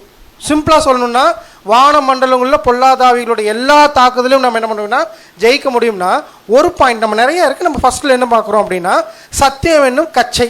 இந்த கச்சை ஏன் கட்டணும், எதுக்கு? சத்தியத்துக்காக வளைஞ்சு கொடுக்கறதா? இல்லை, ஃபஸ்ட்டு ரொம்ப ரொம்ப சிம்பிளாக, கச்சை என்ன பர்பஸ்க்கு? இப்போ கச்சைன்னா என்ன இங்கிலீஷில் சொல்லுங்கள். பெல்ட்டு. பெல்ட் எது கட்டுவாங்க? எந்த ட்ரெஸ்ஸும் என்ன பண்ணிடக்கூடாது, அவிழ்ந்து விடக்கூடாது. அப்போ அவிழ்ந்து விடக்கூடாது அப்படின்னா பாதுகாத்து வைக்கிறது எது அப்படின்னா அந்த பெல்ட், விழாமல் இருக்கிறதுக்கு. அப்போ அது விழாமல் இருக்கிற மாதிரி இந்த ஒரு ஓட்டத்தில் நம்மளை பாதுகாத்து வைக்கிறது எது அப்படின்னு பார்த்தோன்னா சத்தியம். இந்த சத்தியத்தினுடைய ஒரு டெப்த்தை கிளியர் அண்டர்ஸ்டாண்டிங் இருக்கணும். அப்போ அந்த கிளியர் அண்டர்ஸ்டாண்டிங் இருந்தால் மட்டும்தான் இறுக்கமாக என்ன பண்ணப்பட்டிருப்போம்னு பார்த்தீங்கன்னா கட்டி வைக்கப்பட்டிருப்போம். எந்த விஷயம் என்ன ஆகாதுன்னு பார்த்தீங்கன்னா அவிழ்ந்து போகாது. அப்போ நமக்கு என்ன தெரியுது அப்படின்னா, கச்சைங்கிற விஷயம் தெரியுது. கச்சை என்ன பண்ணணும்னா இழுத்து என்ன பண்ணியிருக்கணும், டைட்டாக கட்டியிருக்கணும் அப்படிங்கிற விஷயத்தை நம்ம பார்க்குறோம். ரெண்டாவது எதை எடுத்துக்கலாம், நீதி என்னும் மார்க் அவசரம். இப்போ சொல்லுங்கள், எதுக்கு அது நீதி என்னும் மார்க் அவசரம் போட்டாச்சா? அது என்ன பண்ணும், பேரே என்னது, நீதி என்னும் மார்க் அவசரம். அப்போ நீதிங்கிற விஷயத்தை என்ன பண்ணும் அப்படின்னு பார்த்தீங்கன்னா தற்காத்து கொள்ளும். அப்போ இந்த தற்காத்து கொள்ளுங்கிற விஷயத்தை எப்படி புரிஞ்சுக்கலாம் அப்படின்னா, சரியான கான்சைன்ஸ் என்ன இருக்கும் நமக்குள்ள. கான்சைன்ஸ்னா மனசாட்சி. மனசாட்சி உள்ள என்ன போட்டு வச்சிருப்போம் அப்படின்னா தேவனுடைய வசனமாகிய நீதி என்ன பண்ணியிருப்போம்னு பார்த்தோன்னா போட்டு வச்சிருப்போம். அப்போ எதிராளி ஒரு விஷயத்தை விட்றான், அம்பு விட்றான் அப்படின்னா இதுதான் என்ன பண்ணும், பாதுகாக்கும். எப்படி பாதுகாக்கும்னா இந்த நீதி முன்னால நிற்கும். நீதி முன்னால நின்று அந்த அம்பு என்ன பண்ண விடாது அப்படின்னு பார்த்தீங்கன்னா உள்ள போக விடாது. அப்போ உள்ள போக விடாதுன்னா ப்ராக்டிக்கலாக எப்படி புரிஞ்சுக்கலாம் அப்படின்னா, எதிராளியோட ஒரு தாக்குதல் நமக்குள்ள வருது அப்படின்னா நம்ம என்ன பண்ணுவோம் அப்படின்னா நம்மளுடைய கான்சைன்ஸ் இருந்து நம்மளோட நீதி சொல்லிக் கொடுக்கும். என்ன சொல்லிக் கொடுக்கணும், மனசாட்சி பாரு இந்த விஷயம் என்னது, தேவனுக்கு விரோதமான ஒரு காரியம், இந்த விஷயத்தை நீ என்ன பண்ணக்கூடாது அப்படின்னு பார்த்தீங்கன்னா செய்யக்கூடாது. அப்போ இந்த மனசாட்சி இருக்கு இல்லையா, இந்த மனசாட்சிக்கு உள்ள என்ன போட்டு வச்சிருக்கணும், ஃபர்ஸ்ட் மனசாட்சி எல்லாத்துக்குமே இருக்கு. அந்த மனசாட்சி கரெக்டாக வேலை செய்யணும், தேவன் எதிர்பார்க்குற மாதிரி வேலை செய்யணும் அப்படின்னா உள்ள என்ன இருக்கணும் அப்படின்னா வசனம். இது ரசல் பிரதர் எப்படி ஒரு பாயிண்ட் ஒரு எக்ஸாம்பிளோட சொல்லியிருப்பார் அப்படின்னா, நம்ம எல்லாருமே என்ன பண்ணியிருக்கோம், வாட்ச் கையில் கட்டிக்கிறோம்ல, கட்டிக்கிற வாட்ச் எல்லாத்தோடைய வாட்சும் ஒரே டைம் காமிக்குதா? ஏன் ஒரே டைம் காமிக்கல? ஒவ்வொன்றும் ஒவ்வொன்று என்ன ஆகுதுன்னு பார்த்தீங்கன்னா வேறுபடுது. ஆனால் ஒரே டைம் காமிக்கிற வாட்ச்னு ஒன்று இருக்கா எங்க இந்தியாவில்? இந்தியன் ரயில்வே டைம் வச்சுக்கோமா, இந்தியன் ரயில்வே. இப்போ எல்லாருமே எதை பார்த்து நம்மளோட வாட்சை சரி செய்வோம், அந்த டைமை பார்த்து என்ன பண்ணுவோம்னு பார்த்தீங்கன்னா வாட்சை செய்வோம். அதே மாதிரி தான் கிறிஸ்துங்கிறது என்னது நமக்கு வாட்ச். அந்த வாட்சை பார்த்து நம்ம என்ன பண்ணுறோம்னு பார்த்தீங்கன்னா அவர் கொடுக்குற சத்தியை பார்த்து அலைன் பண்ணுறோம் தெரியுமா. இந்த அலைன்மெண்ட் கரெக்டாக இருந்துச்சு அப்படின்னா நம்மளுடைய மனசாட்சி நீதியுள்ள மனசாட்சியா அவன் எடுத்து வீசும்போது அழகாக அந்த விஷயத்தை என்ன பண்ணணும்னு பார்த்தோன்னா எடுத்து போட்டோம். அப்போ நம்ம 2 பார்த்துருக்கோம். இது மாதிரி நிறையா இருக்கு. நீங்கள் வீட்டில் என்ன பண்ணலான்னு பார்த்தோன்னா ஒவ்வொரு விஷயத்தையும் நீங்கள் தியானிச்சுக்கலாம். நேரம் கருதி நம்ம என்ன பண்ணுறோன்னு பார்த்தோன்னா ரொம்ப இந்த 2 பாயிண்டோட சிம்பிளாக முடிக்கிறோம். ஸோ இந்த ஒரு ஆலோசனையே போதும்னு நினைக்கிறேன் பிரதர். Thank you brother. கரெக்டாக குறித்த நேரத்தில் ஆல்மோஸ்ட் என்ன பண்ண போகிறோம்னா க்ளோஸ் பண்ண போகிறோம். ஸோ வஞ்சனைகள் நிறையா இருக்குது. வஞ்சனைகளை ஓவர் கம் பண்ணோம் அப்படின்னா ரொம்ப அருமையான ஆலோசனை பவுல் கொடுக்குறாங்க நமக்கு. ட்ரூத். என்னைக்கு ட்ரூத்தில் நம்ம காம்ப்ரமைஸ் ஆகிறோமோ கட்டாயம் நம்மளை என்ன பண்ண முடியாது, காப்பாற்றவே முடியாது. என்ன காரணம்னா ஏற்ற கால சத்தியம் ஒன்று மட்டும்தான் இந்த கடைசி காலத்தில் எல்லா வகையான வஞ்சனையான விஷயங்களுக்கும் நம்ம விழிப்புணர்வாக வச்சுட்டு தொடர்ந்து இந்த ஓட்டத்தில் உறுதியாக ஓட முடியும். இன்னைக்கு ஞானஸ்தானம் எடுக்கிற அநேக தேவனுடைய பிள்ளைகள்னால ஏன் இந்த ஓட்டத்தில் இன்னைக்கு நம்ம ஓடுறோம், நாளைக்கு நம்ம நிலைமை தெரியல, பட் இன்னைக்கு அட் ப்ரெசன்ட் நம்ம பேசும்போது ஏன் எல்லாராலையும் சரிவர இந்த ஒரு ஓட்டத்தை புரிஞ்சு கொண்டு ஓட முடியல அப்படின்னா, ட்ரூத்துடைய புரிதல் இருக்கக்கூடிய வித்தியாசங்கள். நம்ம எந்த அளவுக்கு சத்தியத்திற்கும் தேவனுடைய வசனங்களுக்கும் இந்த மகா மேன்மையான அழைப்புக்கும் முக்கியத்துவம் கொடுக்கிறோமோ அந்த அளவுக்கு எதிர்ப்புகளும் இருக்கும், கண்ணுக்கு தெரியாத யுத்தம் இருக்கும். அந்த யுத்தத்தை வசனத்தை கை கொண்டு நம்ம என்ன பண்ணலாம்னா கட்டாயம் ஜெயிக்கலாம். அப்படி இந்த பேனல் டிஸ்கஷனை நம்ம எப்படி ஆரம்பிச்சோம்னா, ஃபாலின் ஏஞ்சல்ஸோடைய ஜட்ஜ்மெண்ட்டை பற்றி ஆரம்பித்தோம். என்னென்னலாம் நம்ம பேசணும்னா, ஃபாலின் ஏஞ்சல்ஸ்னா யாரு, அவங்க பாவம் பண்ண பிறகு அவங்க எந்த நிலைமையில இருந்தாங்க, இருக்கும்போது என்னென்ன வேலை செய்யலாம், அப்படி இருக்கக்கூடிய அவங்க இயேசு கிறிஸ்து பிரசங்கம் பண்ணாருன்னு சொல்லியிருக்கு, அதை எப்படி புரிஞ்சுக்கிறது, அந்த வசனத்தை அதை பார்த்தோம். அப்படி கட்டப்பட்ட தூதர்கள் எப்பொழுது விடுவிக்கப்பட்டாங்க, 1874 விடுவிக்கப்பட்ட தேவ தூதர்களை எப்படி நியாயம் தீர்க்கிறாருன்னா அன்னைக்கே கிடையாது, கட்டவிழ்த்து விடப்பட்டதுக்கு அப்புறம் தான் அவங்களுக்கு உண்டான வாய்ப்பே ஓப்பன் ஆகுது. அவங்களுடைய செயல்பாடுகளுக்கு தக்க தண்டனை என்ன பண்றாருன்னா கிறிஸ்துவும் பின்னாடி மகிமையடைந்த சபை மூலமா கொடுக்கப்படுது. எண்டு எப்பன்னா மகா உபத்திரவ காலத்துல. பட் கட்டவிழ்த்து விடப்பட்டதிலிருந்து அவங்க பண்ற ஆக்ஷன் என்னன்னு கேட்டீங்கன்னா கவுண்டபிள். அதுல கிறிஸ்துவுக்கு கீழ்படுகிறாங்களா இல்ல கலகக்காரர்களா இருக்கிறாங்களா, மெட்டீரியலை சரீரம் எடுக்கிற அளவுக்கு துணிஞ்சு போறாங்களா அப்படிங்கிற எல்லா விதமான சோதனைகளும் அவங்களுக்கு இருக்கு. அதுக்கு ஜட்ஜ்மெண்ட் இருக்குன்றதை பார்த்துட்டோம். இதுல கடைசியா இறுதியா சாத்தானுடைய அழிவு லிட்டில் சீசன்ல அப்படிங்கிறத நம்ம டாக்டர்ல நிறைய பார்த்துட்டோம். இப்போ இந்த கட்டவிழ்த்து விடப்பட்ட தேவதூதர்களுடைய இன்ஃப்ளூயன்ஸ் நம்ம மத்தியில செயல்படுமா அப்படின்னு கேட்டா எஸ் செயல்படும். பட் வென் அப்படின்னு கேட்டா, என்னைக்கு நம்ம பலவீனர்களாக சத்தியத்துல ஸ்ட்ராங்கா இல்லாம இருக்குமோ அப்ப நிறைய இன்ஃப்ளூயன்ஸ் நடக்கும். மாம்சம் ரொம்ப தலை தூக்கும். என்னைக்கு சத்தியம் நல்லா புரியுது, நல்லா உள்ள போகுதோ மாம்சம் தலை தூக்காது, பல எண்ணங்கள் வெளியே வராது. என்ன இன்ஃப்ளூயன்ஸ் இருந்தாலுமே வசனத்தை கை கொண்டு அதை என்ன பண்ணுவோம்னா டிஃபெண்ட் பண்ண முடியும் அப்படிங்கிற நிறைய ஆலோசனைகளை சகோதரர் மூலமாக தேவன் இந்த நாளில் கொடுத்தாங்க. ஸோ இந்த நாளில் விசேஷமாக கூட அடியனோடு கூட இந்த ஒரு பேனல் டிஸ்கஷனில் கலந்து கொண்ட நம்முடைய அன்பு சகோதரர் சிந்தன் மற்றும் பால் பாண்டியன் அவர்கள் மற்றும் வினோத் பாபு அவர்கள் மூவருக்குமே கிறிஸ்துவுக்குள்ளான நன்றிகளை மீண்டும் தெரிவித்துக் கொண்டு இந்த வாய்ப்பை கொடுத்த நம்முடைய பிதாவாகிய தேவனுக்கு நம்முடைய ரட்சகர் மூலமாகவே நாம் நன்றிகளை தெரிவித்துக் கொள்ளலாம். மற்ற பகுதிக்குள்ள நம்முடைய அன்பு சகோதரர்கள் நம்மை தொடர்ந்து நடத்துவோம்.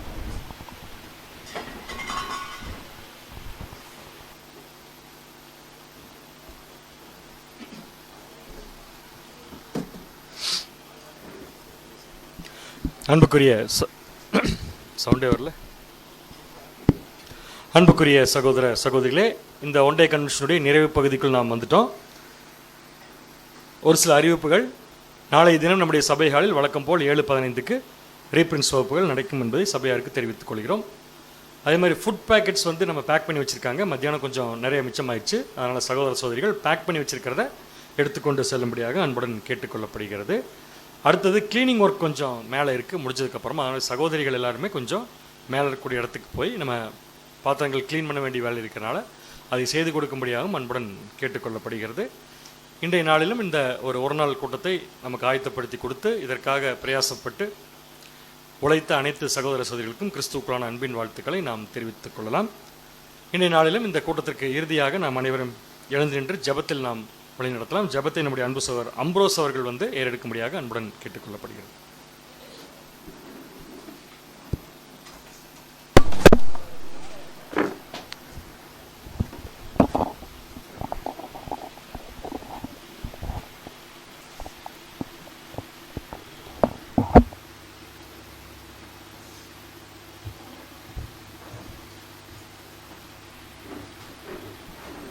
இயேசு கிறிஸ்துவில் அன்பு நிறைந்த சகோதர சகோதரிகளே, இந்த நாளிலும் இந்நேரம் வரை நம்மை அன்போடு வழி நடத்தின தேவனுக்கு நம்முடைய சரீரம் பலவீனமுள்ள சரீரம், ஆனாலும் அந்த ஆவிக்குரிய உற்சாகத்தோடு நாம் அனைவரும் இந்த நேரத்திலே நம்முடைய அன்பான தேவனிடத்தில் நம் அனைவரும் ஒப்பு கொடுத்து ஜெபிப்போம். மகா பரிசுத்தத்தில் வீட்டிலிருந்து பூமியில் உம்முடைய அன்பின் பிள்ளைகளாய் எங்களை கண்மணி போல பாதுகாத்து ஒவ்வொரு நாளும் சத்தியத்தின் பாதையிலும் நீதியின் பாதையிலும் வழிநடத்தி வருகிற தூயாதி தூயவராய் இருக்கிற அன்பின் பரலோக தேவாதி தெய்வமே, உங்களுடைய அந்த பரிசுத்தம் உள்ள அன்பின் திருநாமத்திற்கு எங்கள் ஆண்டவரும் இரட்சகரும் குருவும் பரிந்து பேசி பாதுகாக்கிற இயேசு ஆண்டவருடைய விலையேற பெற்ற நாமத்திலே தெய்வமே இந்த மாலை வேளையிலும் உம்முடைய அன்பு பிள்ளைகள் நாங்கள் ஒவ்வொருவருமே துதியும் கனமும் மகிமையும் ஸ்தோத்திரமும் நன்றியும் ஏறெடுக்கிறோம். அன்பின் தேவாதி தேவனே, தேவனே, இந்த உலகம் ஒரு நிமிட மகிழ்ச்சி, ஒரு நாள் மகிழ்ச்சி என்று ஓடிக்கொண்டிருக்கிறது தகப்பனே. ஆனாலும் உம்முடைய ஆவிக்குரிய பிள்ளைகளாகிய நாங்கள் அப்பா, உம்முடைய சத்திய வசனமே எங்களுக்கு இந்த ஆவிக்குரிய வளர்ச்சிக்கு உறுதுணை, சபை ஐக்கியம் எங்களுக்கு ஒரு வாழ்வின் மகிழ்ச்சி, சமாதானம் என்று உம்முடைய திருப்பாதம் ஓடி வந்து இந்த பரிசுத்தமான சபையிலே உம்முடைய பாதப்படியிலே அமர்ந்து இந்நேரம் வரைக்கும் உம்முடைய சத்தியத்திலே நிலைக்க எங்களுக்கு நீர் கொடுத்த ஆலோசனைகளை ஏற்க எங்களுக்கு உதவி செய்த அப்பா, உம்முடைய பரிசுத்த ஆவியை தந்து எங்களை இந்நேரம் வழி நடத்தின உங்களுடைய அன்பின் மேலான தயவுக்கு கொடான கோடி நன்றியை ஏறெடுக்கிறோம். அன்பு தகப்பனே, தேவனே, நாங்கள் இந்த உலகத்தில் இருந்து பிரிந்து அப்பா உம்முடைய சத்தியத்துக்குள்ளான பிள்ளைகள், அந்த புது சிருஷ்டி என்கிற ஒரு இதையை தரித்து கொண்டு வாழ்கிற பிள்ளைகளாக நாங்கள் இருக்கிறோம் தகப்பனே. இந்த உலகத்துக்கு ஒத்த வேஷம் தெரியாமல் அப்பா இந்த விசுவாசத்திலே நிலைத்து நின்று புது சிருஷ்டியாய் உருவெடுக்க இந்த நாளில் நீர் கொடுத்த ஒவ்வொரு சத்திய வார்த்தைகளுக்காய் நன்றி தகப்பனே. ஆவிக்குரிய வளர்ச்சியில் எப்படி நாங்கள் வளர வேண்டும் என்றும் அப்பா நாட்கள் பொல்லாதவன் ஆகியால் அதை எப்படி புது சிருஷ்டி பயன்படுத்தி கொள்ள வேண்டும் என்று இந்த நாளில் நீர் நியமித்த பரிசுத்த ஊழியக்காரர்களை கொண்டு எங்களுக்கு போதனை செய்திருக்கிறீர். அன்பின் தேவனே, அப்பா, இது எங்கள் உள்ளத்திலே இதயத்திலே நிறைத்து வரும் நாட்களிலே ஒவ்வொரு நாளும் உலகத்திற்குள்ளாக கடந்து செல்கையில் இந்த சத்திய வார்த்தைகளும் எங்களை வழிநடத்தும். அன்பு தேவனே, அப்படிப்பட்ட வழிநடத்தலோடு நாங்கள் ஒவ்வொரு நாளும் வாழ எங்கள் ஒவ்வொருவரையும் உம்முடைய தூய ஆவியின் வல்லமையால் நிறைத்து வழிநடத்துங்க தகப்பனே. இந்த நாளிலும் நீர் கொடுத்த அனைத்து நன்மைகளுக்காகவும் அப்பா இந்த நாளை பிரயோஜனப்படுத்தி கொள்ள எங்கள் ஒவ்வொருவரையும் இங்கு கொண்டு வந்து சேர்த்த இந்த ஆயத்த காரியங்களுக்காகவும் எங்கள் உள்ளத்தின் ஆழத்திலிருந்து உம்முடைய அன்பின் பிள்ளைகளாக நாங்கள் ஒவ்வொருவரும் உங்களுக்கே துதியும் கனமும் மகிமையும் ஸ்தோத்திரமும் ஏறெடுக்கிறோம் தகப்பனே. தேவனே, இந்த நாளில் நீர் கொடுத்த எல்லா நன்மைகளுக்காகவும் இந்த மாம்ச சரீரம் எங்களுக்கு அடிமை என்று தெரிந்தும் அதற்கும் ஆகாரத்தை கொடுத்து போஷித்து தகப்பனே, நாங்கள் புது சிருஷ்டியாய் வளர்வதற்கு ஏற்ற உறுதுணையாக இந்த மாம்சத்தை பயன்படுத்தி நாங்கள் வாழ ஒவ்வொரு நாளும் எங்களுக்கு கிருபை செய்யுங்க தகப்பனே.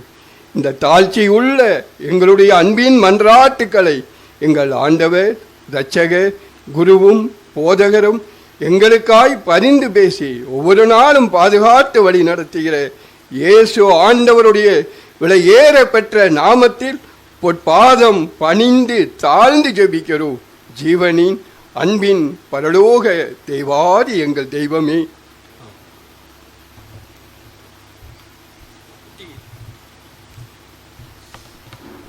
அன்புக்குரிய சகோதர சகோதரிகள், நமக்கு டீ ஆயத்தம் பண்ணப்பட்டிருக்கு. அதையும் நீங்கள் பருகிவிட்டு செல்லும்படியாக கேட்டுக்கிறோம். சிஸ்டர்